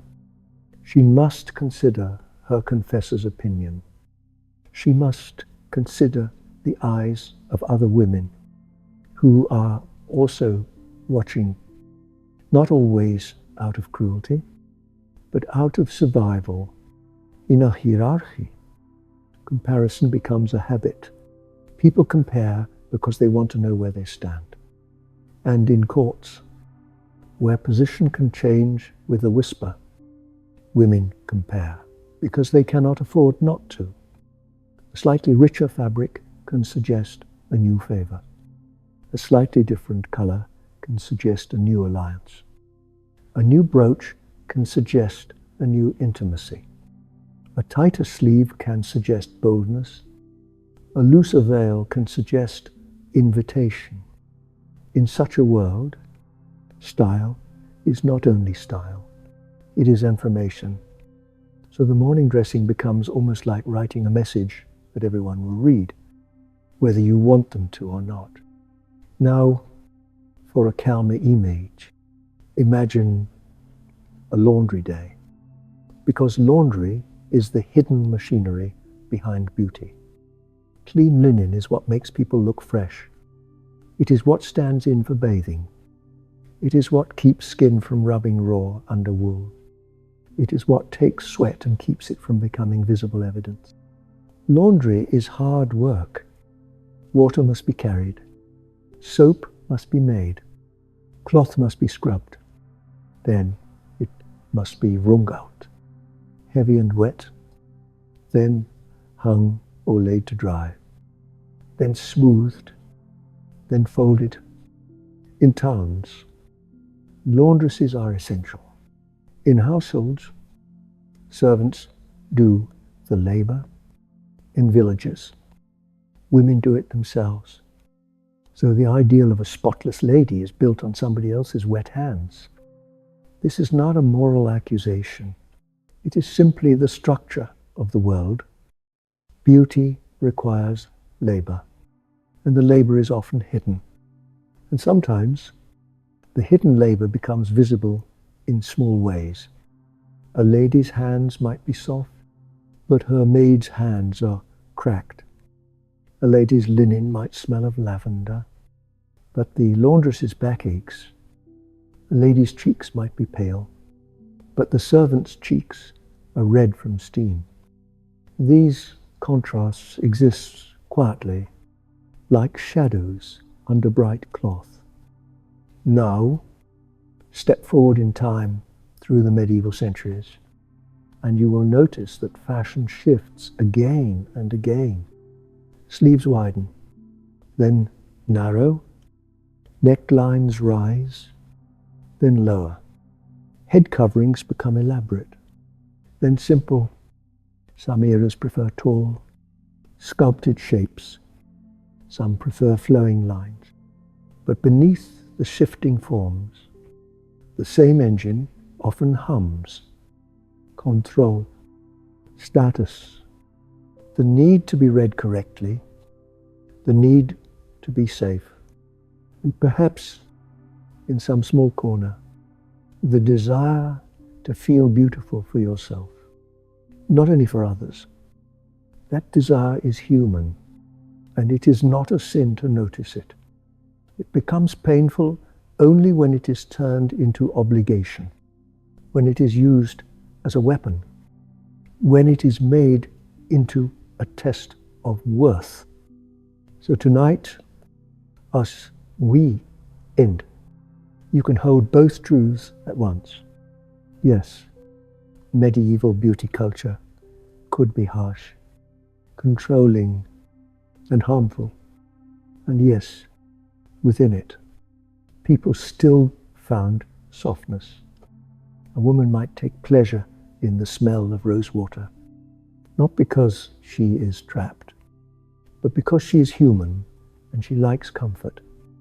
A woman might enjoy a ribbon because it brings her joy, even if the world has rules about ribbons. A woman might feel proud when her hair is neatly braided, not because she is vain, but because neatness is one small place where she can feel in control. These are small joys, and small joys matter. They are how people survive long winters. They are how people make a hard life feel a little gentler. Now, if you are listening to this to sleep, you do not have to hold every detail. You do not have to remember each ingredient. You do not have to carry the weight of every rule. Let the facts soften. Let the images blur. Let the mind take what it needs, leave the rest.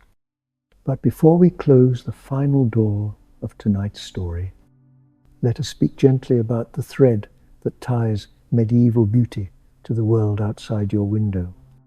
Not in a harsh way, not in a scolding way, in a quiet, understanding way, because the medieval world believed deeply that the body revealed the soul. A clear face meant a clear heart. A pale complexion meant a refined spirit. A modest mouth meant self-control. A small appetite meant holiness. A calm expression meant virtue. It sounds strange now, yet echoes remain. We still treat surfaces as evidence. We still make moral stories out of looks. We still reward people for looking effort. We still punish people for looking like they tried too hard. We still fear age. And then we pretend we do not. We still talk about being clean and pure as if those words belong to the soul instead of soap. And the reason I bring this up at the end is not to make you anxious. It is to make you kinder to yourself. If you have ever felt tired from trying to look a certain way, you are not alone. You are not weak. You are living inside old echoes, old scripts, old expectations, and you deserve rest from them. Tonight, for the length of a story, you can let the mirror stop asking questions. You can let the body be a body, breathing, unmeasured. You can let your face relax into its natural shape without performing sweetness or calm. You can let your shoulders drop. You can let your jaw unclench. You can let your stomach soften. You can let your eyes close without needing to be anything else. That is enough. Now, let us return one last time to the medieval garden, because gardens were places where the world's strict lines softened. Even in cities, people tried to plant small green spaces. Even in castles, there were courtyards with herbs and roses. A garden is a place where the air smells honest. Dirt, leaf, flower, stone. In our imagination, the woman steps out of her room for a moment, barefoot on the cold floor. She opens a door that leads to a small stair, then to a courtyard. The sky is dark and clear. The stars are faint, but steady. Her hair is unwrapped now, not styled, not hidden, just resting around her shoulders. She pulls a cloak around herself, not for display, but for warmth. No one is here to judge her. No one is here to count the height of her forehead. No one is here to compare her to a painted saint. The garden does not care about status. The garden does not care about rules. The rose smells the same for a duchess as it does for a maid. A leaf falls the same way in every hand. She stands beneath a tree. She listens. In the distance, a horse shifts in its stall. A bird rustles. Wind moves through branches. She takes a slow breath, and the breath fills her chest without resistance. In that breath, she remembers something simple. She is alive, not a symbol, not an image, not a moral lesson, a living person. And that is a kind of quiet power that no sumptuary law can fully erase. Now she returns inside. She closes the door softly. She climbs into bed. She pulls the blanket up, tucking it around her shoulders. Her hands rest on her stomach, warm beneath the cloth. Her eyes grow heavy. The last ember in the hearth dims. The shadows deepen, and the castle, with all its rules and rituals, becomes just a shape in the dark, a place where people sleep, a place where even the strictest standards cannot follow you into dreams. Not completely, because dreams belong to you. Dreams are the one country where the veil does not matter, where the hairline does not matter, where the powder does not matter, where the body can run without tight laces, where laughter can be loud without punishment, where the face can be flushed without shame, where you can be ordinary and safe at the same time. So if your mind is still holding on to any tension, let it loosen now. Let the story fade as if it is a candle being pinched out between fingers. Let the images drift away. The mirror, the powder, the veil, the hall, the whispers, the laws, the tapestries, the saints in glass cases, the careful smiles, all of it can sink gently into the past where it belongs. And you can stay here in the present, in your own quiet room, with your own breath, steady. And if there's any last thought still tapping at the edge of your mind, you can set it down now, the way a woman sets down her comb at the end of the day. You do not have to solve anything tonight. You do not have to perfect anything tonight. You do not have to hold yourself in place. Let the muscles soften one by one.